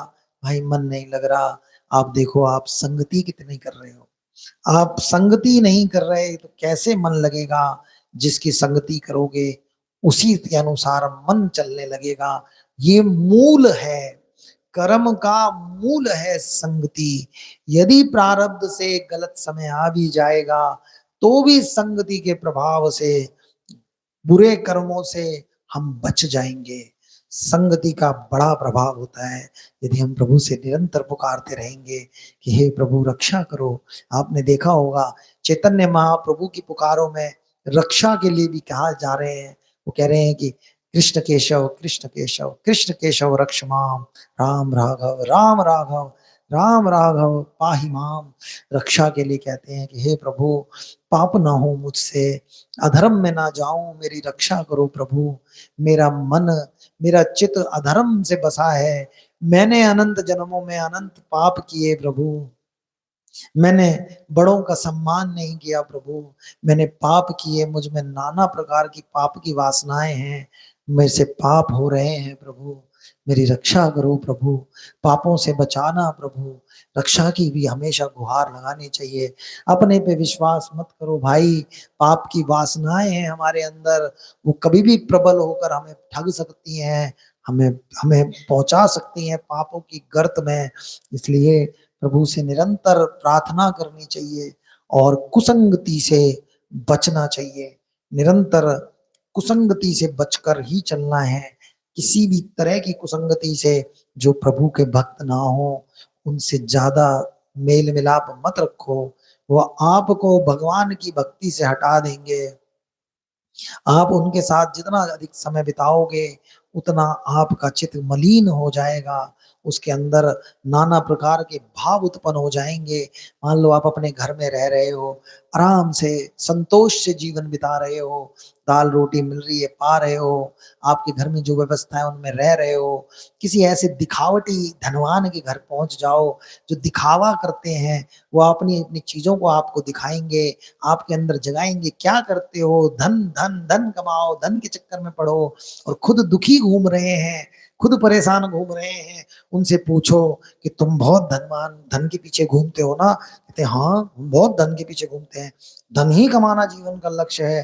कितनी उम्र हो गई? कहेंगे 60-55 साल हो गई। बन गए अंबानी, बन गए अंडानी? क्यों नहीं बन पाए भाई? तुम तो सारा जीवन धन के पीछे घूमे, तुम्हें भी उतना ही मिला जो तुम्हारे प्रारब्ध में निश्चित था, हमें भी उतना ही मिलना है जो प्रारब्ध में निश्चित है। तो हम क्यों इतना हाय हाय करें?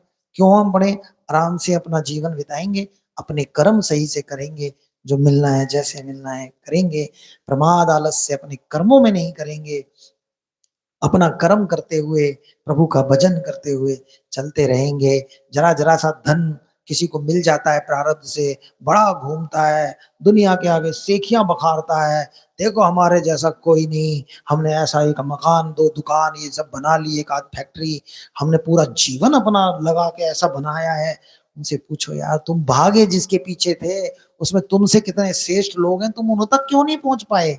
काहे को अपने आप इतनी सेखियां बखार रहे हो भाई? जिसको जितना प्रारब्ध से मिलना था तुम्हें मिल गया, इसमें क्या बड़ा तुमने काम कर दिया, अपना जीवन व्यर्थ गवा दिया। अगर तुम इस कार्य को करते हुए खाली जो तुम्हें समय मिलता है उसमें फालतू के कर्मों में और उल्टे सुल्टे चक्करों में पड़ने की जगह धन, अगर धन के पीछे भागोगे तो कुकर्म भी कराएगा वो धर्म, विषय वासनाएं बढ़ाता है धन। जितना धन बढ़ जाता है आदमी पागल हो जाता है, उसकी वासनाएं बढ़ जाती हैं, उसे लगता है कि कहाँ करूं इसका प्रयोग। उनसे पूछो कि ये इतने बड़े, तुमसे क्या अमीर कोई नहीं है दुनिया में? हाँ है। तो फिर तुम तो नालायक हो। क्यों भाई? तुमसे अमीर लोग दुनिया में है तो तुमने क्या किया जीवन में? तुम तो नालायक हो। अरे तुमसे अमीर, तुम अभी दूसरे तीसरे पायदान पे ही होंगे, तुमसे लाखों गुना अमीर दुनिया में पड़े होंगे लोग। तुम अपने आप को बताते हो कि हमने जीवन भर न जाने क्या करके खून पसीना एक किया, क्या नहीं कर दिया, क्या क्या पाया तुमने प्रभु? अपने और अपने बच्चों के प्रारब्ध से जो तुम्हें मिलना था मिल गया, वो भोग रहे हैं, तुमने भी भोग लिया। हमारे को जितना निश्चित है हमें मिल जाएगा। हमारे को ये ऐसे लोगों से मिलोगे दिमाग खराब करेंगे आपका। उसके चक्कर में मत पड़ो। जो मिलना है, जैसे मिलना है, जितना मिलना है, जब मिलना है, जहां मिलना है, सब मिलना है। कोई परेशान नहीं होना। इसका अर्थ ये नहीं है कि हम कर्म नहीं करेंगे, बैठ के नहीं, बैठ कर्म करेंगे, सौ देंगे अपना, बिना आलस से प्रमाद के अपना काम करेंगे। अपना जो काम हमें निश्चित किया, नौकरी की है, अपना जाएंगे उस पे, समय से उस पे से आएंगे, अपना काम करेंगे। अपना घर का कार्य हमें भगवान ने सौंपा है उसको अच्छे से करेंगे, पूरा ध्यान रखेंगे बच्चों का, साफ सफाई, सब चीज जो जो कार्य जिसको मिला है अपना करो प्रभु का चिंतन करते हुए। लेकिन इसमें अहंकार मत करो। सब प्रभु की लीला है, सब प्रभु का के द्वारा किया गया है। अपने अंदर जो कमियां हैं उन्हें सुधारते चलो। लेकिन अहंकार करने का कोई काम नहीं है कि हम बड़े श्रेष्ठ हैं, बड़े चतुर हैं, हम बहुत श्रेष्ठता से, बड़ी परिपक्वता से काम करते हैं। भाई काल की बात है ये सारी। आज समय कुछ और है, कल समय कुछ और होगा। अगर बुद्धि भ्रमित हो गई तो जो काम आज आपसे अच्छे से हो रहा है वो ही नहीं होगा अच्छे से, वो ही होना बंद हो जाएगा। अगर समय की चाल ही ऐसी है, अच्छे से अच्छे बुद्धिमान आदमी को मूर्ख बना देती है ये चाल। इसलिए किसी चीज का अहंकार करने की आवश्यकता नहीं है। सब काल का काम है, उससे जैसा चल रहा है नए कर्म बनाने हैं। उसके लिए संगति करनी है हमें, उस संगति से हमारे नए कर्म प्रकट होंगे और उन नए कर्मों के द्वारा ही हमारा आने वाला जीवन निश्चित किया जाने वाला है। इसलिए चैतन्य महाप्रभु की ये इतना सुंदर श्लोक उन्होंने कहा है कि यदि मैंने श्री कृष्ण की रूप, लीला और गुणों का सेवन नहीं किया, उनकी भक्ति नहीं की, उनको मैंने सुना नहीं, मैंने उनकी लीलाएं नहीं सुनी, उनके गुण नहीं सुने, उनका रूप नहीं देखा, तो मेरा जीवन व्यर्थ है, मेरा जीवन व्यर्थ है। ये उस भाव की अवस्था में चैतन्य महाप्रभु ने ये शब्द कहे।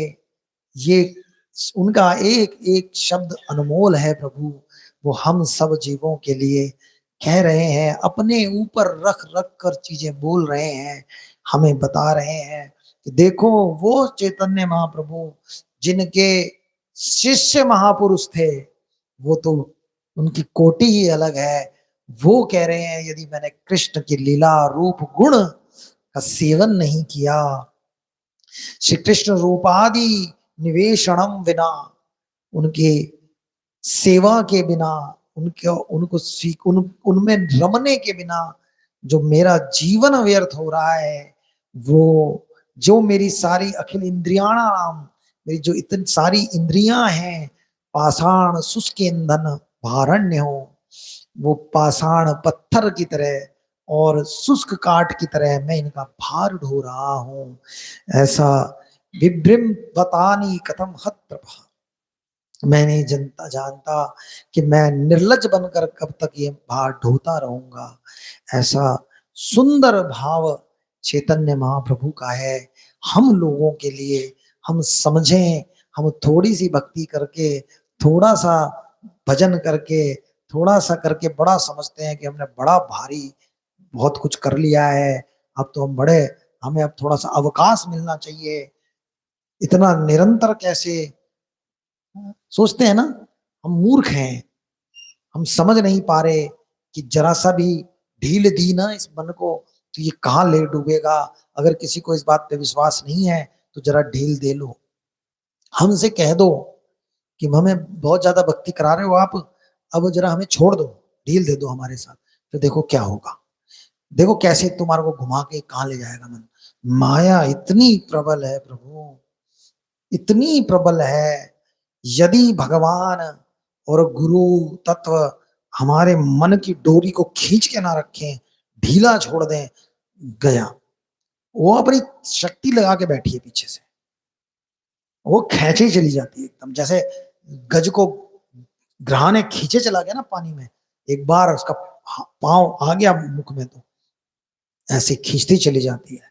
फिर प्रभु हरि रूप लेके हम जैसे गजों को उस माया रूपी ग्रह से बचाने के लिए फिर प्रकट होंगे, फिर अपना सुदर्शन चलाएंगे, रक्षा करते हैं प्रभु, परम दयालु हैं। इसलिए निरंतरता आवश्यक है। देखो हम निरंतर भक्ति में यदि चल रहे हैं तो हमारा हृदय शुद्ध हो रहा है, अगर हम जरा भी ढील देंगे तो अशुद्ध हो जाएगा, फिर व्यर्थ का समय व्यर्थ होगा। कस के रखो, सारे काम बाद में, सब कुछ पीछे, पहले भगवान की भक्ति, पहले भगवान का भजन। यदि लगता है कि मैं अगर ऐसा करूंगा, अगर मैं समय दे रहा हूं भगवान के भजन में, भक्ति में, देखो और भक्ति क्या, भगवान का निरंतर चिंतन करना भक्ति है, भगवान का निरंतर नाम जपना भक्ति है, भगवान का स्मरण ही मूल भक्ति है। वो हम कहीं भी किसी भी परिस्थिति में कर सकते हैं भाई, लेकिन सत्संग हम अपने आप से प्राप्त नहीं कर सकते, संकीर्तन हम अकेले नहीं कर सकते। चैतन्य महाप्रभु ने संकीर्तन की आज्ञा दी, श्री कृष्ण ने सत्संग की आज्ञा दी है भागवत में 11वें स्कंद में उद्धव को कि सत्संग करो, पूरा एक अध्याय सत्संग के लिए बोला। तो सत्संग के लिए पाने के लिए कितना भी सब कुछ पीछे होना पड़े करो, कैसे भी कुछ भी, कोई चिंता नहीं, थोड़ा बहुत नुकसान होता है हो जाए, प्रभु अपने आप देख लेंगे, उनका काम है, उनको देखना है, उनको काम करना है, हमें क्या इस बात से मतलब। इसलिए सब कुछ पीछे करके सत्संग और संकीर्तन के लिए, देखो जो हम अपने घर में बैठ के भजन करेंगे उसमें, और सत्संग और संकीर्तन ये दो ऐसे महाशस्त्र हैं प्रभु की भक्ति को आगे बढ़ाने के लिए, कि वो हमारे चित्त को एकदम शुद्ध कर देते हैं, हमारा अंतःकरण शुद्ध हो जाता है और वो शुद्ध होकर प्रभु के मार्ग पे चलने लग जाता है जीव। इसलिए इन दोनों की महिमा है। इसीलिए इन दोनों को प्राप्त करने के लिए पूरी यथाशक्ति लगानी चाहिए, तन मन धन से प्राप्त करने के लिए करना चाहिए, लगे रहना चाहिए, जिससे कि हमारा हृदय ज्यादा जल्दी शुद्ध हो और हम प्रभु के मार्ग पे चल पाए। आज ऐसी प्रभु की लीला हुई कि हम गंभीरा के कुछ श्लोक 28 श्लोक तक पहुंचे हैं। जो लीला है पूरा एक अध्याय है ये।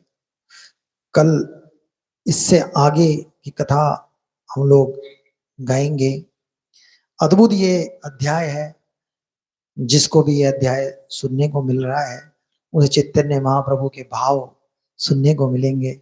आगे ये सब बहुत विस्तार से आएगा, अभूतपूर्व रस बरसेगा जब ये रस चलेगा।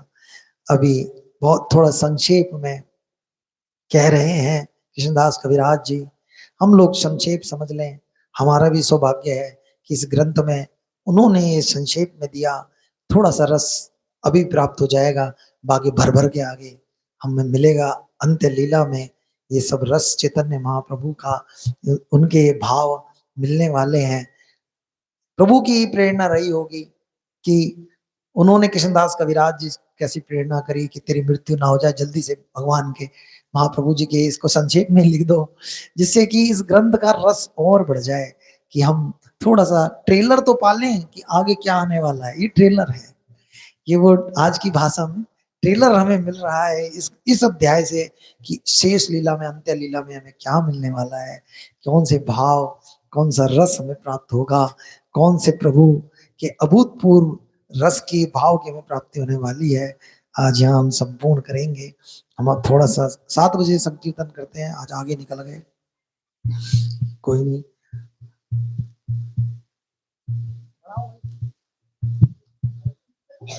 जय जय श्री चैतन्य जय नित्यानंद, जय तीर्थ चंद्र जय गौर भक्त वृंद। जय जय श्री चैतन्य जय नित्यानंद, जय कृष्ण चंद्र जय गौर भक्त वृंद। जय जय श्री चैतन्य जय नित्यानंद, जय तीर्थ चंद्र जय गौर भक्त वृंद। जय जय श्री चैतन्य जय नित्यानंद, जय द्वैत चंद्र जय गौर भक्त वृंद। जय द्वैत चंद्र जय गौर भक्त वृंद, जय द्वैत चंद्र जय गौर भक्त वृंद।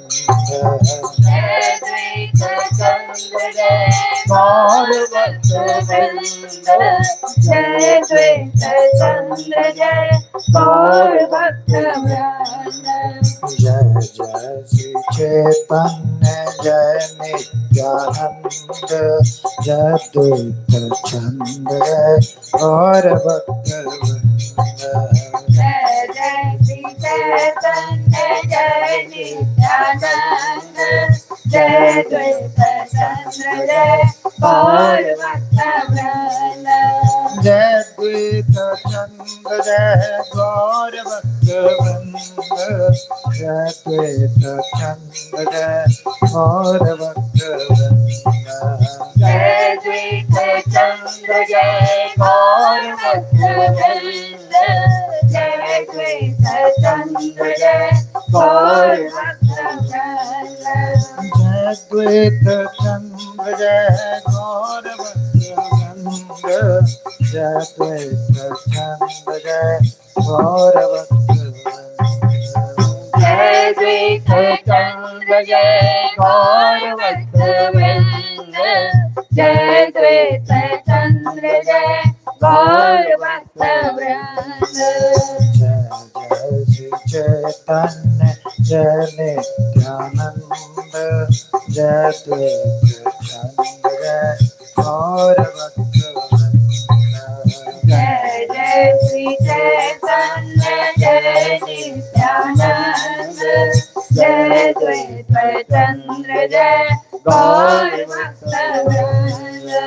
जय द्वैत चंद जय गौर भक्त वृंद, जय द्वैत चंद जय गौर भक्त वृंद। जय द्वैत चंद जय गौर भक्त वृंद, जय द्वैत चंद जय गौर भक्त वृंद। जय धन्य जय नित्यानंद, जय द्वैत चंद जय गौर भक्त वृंद। जय जय श्री चैतन्य जय नित्यानंद, जय द्वैत चंद्र जय गौर भक्त वृंद। जय द्वैत चंद जय गौर भक्त वृंद, जय द्वैत चंद जय गौर भक्त वृंद। जय द्वैत चंद जय गौर भक्त वृंद, जय द्वैत चंद्र जय गौर भक्त वृंद। जय जय चैतन्य जय नित्यानंद, जय द्वैत चंद जय गौर भक्त वृंद। जय जय श्री चैतन्य जय नित्यानंद, जय द्वैत चंद्र जय गौर भक्त वृंद। जय द्वैत चंद जय गौर भक्त वृंद, जय द्वैत चंद जय गौर भक्त वृंद। जय द्वैत चंद्र जय गौर भक्त वृंद, जय द्वैत चंद्र जय गौर भक्त वृंद। हरे कृष्णा कृष्णा कृष्णा हरे हरे, हरे राम राम राम हरे हरे। हरे कृष्णा कृष्णा कृष्णा हरे हरे, हरे राम राम राम हरे हरे। हरे कृष्णा कृष्णा कृष्णा हरे हरे, हरे राम राम राम हरे हरे। हरे कृष्णा कृष्णा कृष्णा हरे हरे, हरे राम राम राम हरे हरे। हरे कृष्णा कृष्णा कृष्णा हरे हरे, हरे राम राम राम हरे हरे। हरे कृष्णा कृष्णा कृष्णा हरे हरे, हरे राम राम राम हरे हरे। हरे कृष्णा कृष्णा कृष्णा हरे हरे, हरे राम राम राम हरे हरे। हरे कृष्णा कृष्णा कृष्णा हरे हरे, हरे राम राम राम हरे हरे। हरे कृष्णा कृष्णा कृष्णा हरे हरे, हरे राम राम हरे हरे। हरे कृष्णा कृष्णा कृष्णा हरे हरे, हरे राम राम राम हरे हरे। हरे कृष्णा कृष्णा कृष्णा हरे हरे, हरे Ram Ram Ram Hare Hare.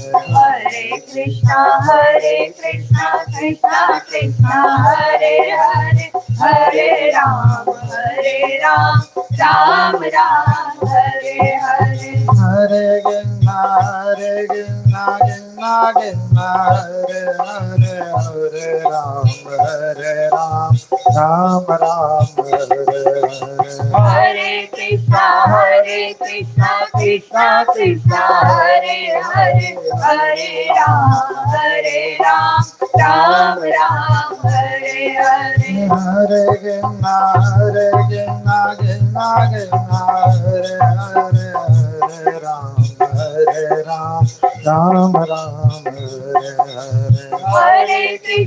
Hare Krishna Krishna Krishna Hare Hare Hare Ram Ram Hare Hare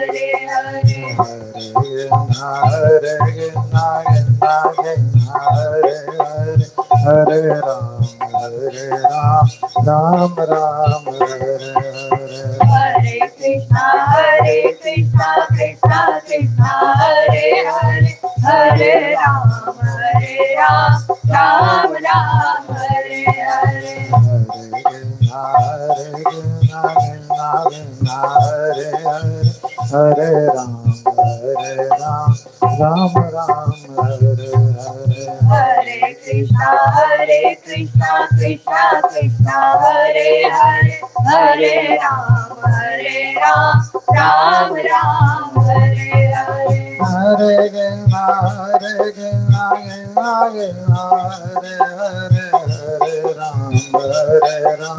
Ram Ram Hare Hare Hare Krishna Krishna Krishna Hare Hare Hare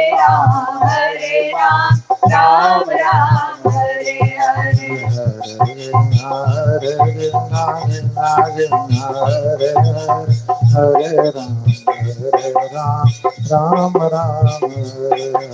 Hare Hare Krishna Krishna Krishna Hare Hare Hare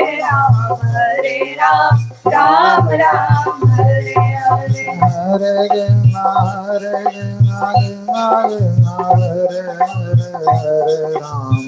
Ram Ram Ram Hare Hare Hare Krishna Krishna Krishna Hare Hare Hare Ram Ram Hare Hare Hare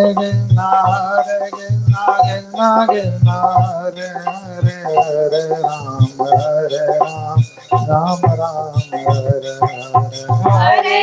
Hare Hare Krishna Krishna Krishna Hare Hare Hare Ram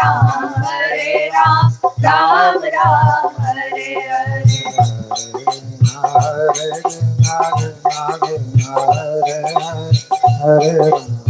Hare Krishna Krishna Krishna Hare Hare Ram Ram Ram Hare Hare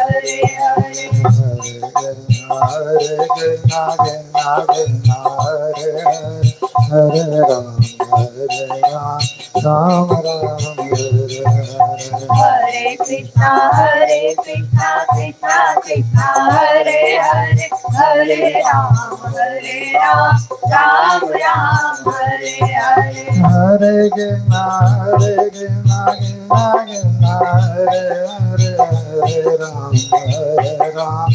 Ram Ram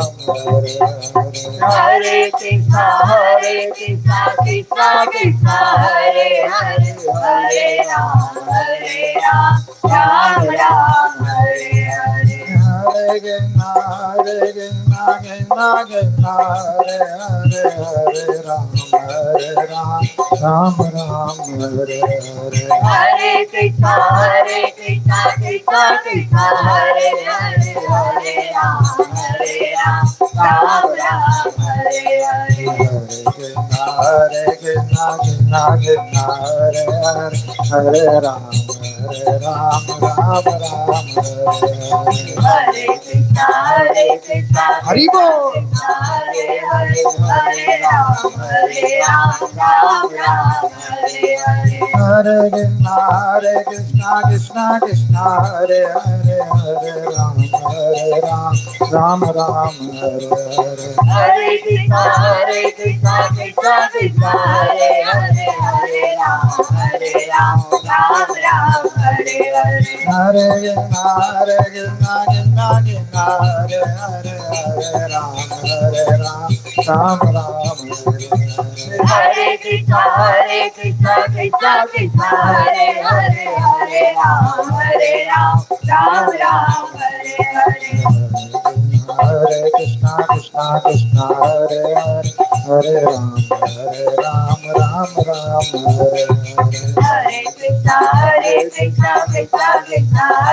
Hare Hare Ram Ram Hare Hare Hare Krishna Krishna Krishna Hare Hare Hare Ram Ram Hare Hare Hare Krishna Krishna Krishna Hare Hare Hare Ram Ram Hare Hare Hare Krishna Krishna Krishna Hare Hare Hare Ram Ram Hare Hare Hare Krishna Krishna Krishna Hare Hare Hare Ram Ram Hare Hare Hare Krishna Krishna Krishna Hare Hare Hare Ram Ram Hare Hare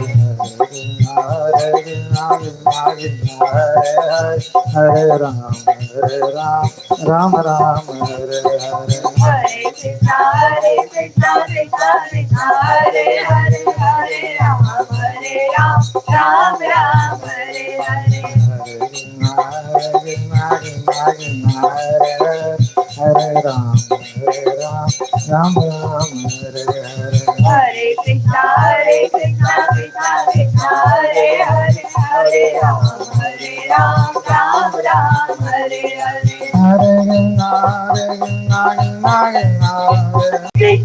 Hare Krishna Krishna Hare Hare Hare Ram Ram Hare Hare Krishna Krishna Hare Hare Ram Ram Hare Hare Hare Krishna Krishna Hare Hare Hare Ram Ram Hare Hare Hare Krishna Krishna Hare Hare Ram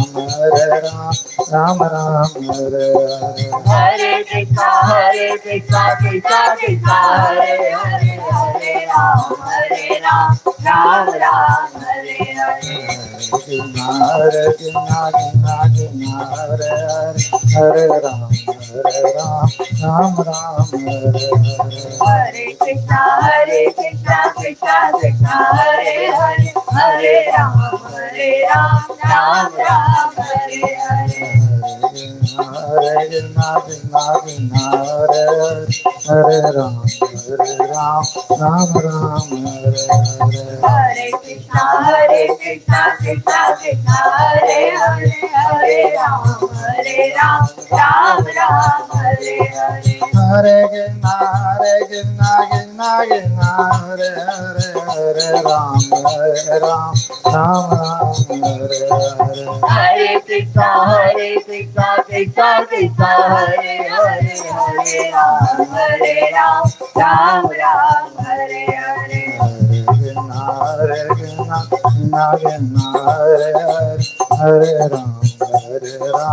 Ram Ram Hare Hare Hare Krishna Krishna Hare Hare Hare Ram Ram Hare Hare Hare Krishna Krishna Hare Hare Ram Ram Hare Hare Hare Krishna Krishna Hare Hare Hare Ram Ram Hare Hare Hare Krishna Krishna Hare Hare Ram Ram Hare Hare Hare Krishna Krishna Hare Hare Hare Ram Ram Hare Hare Hare Hare Ram Hare Hare Hare Krishna Krishna Hare Hare Hare Ram Ram Hare Hare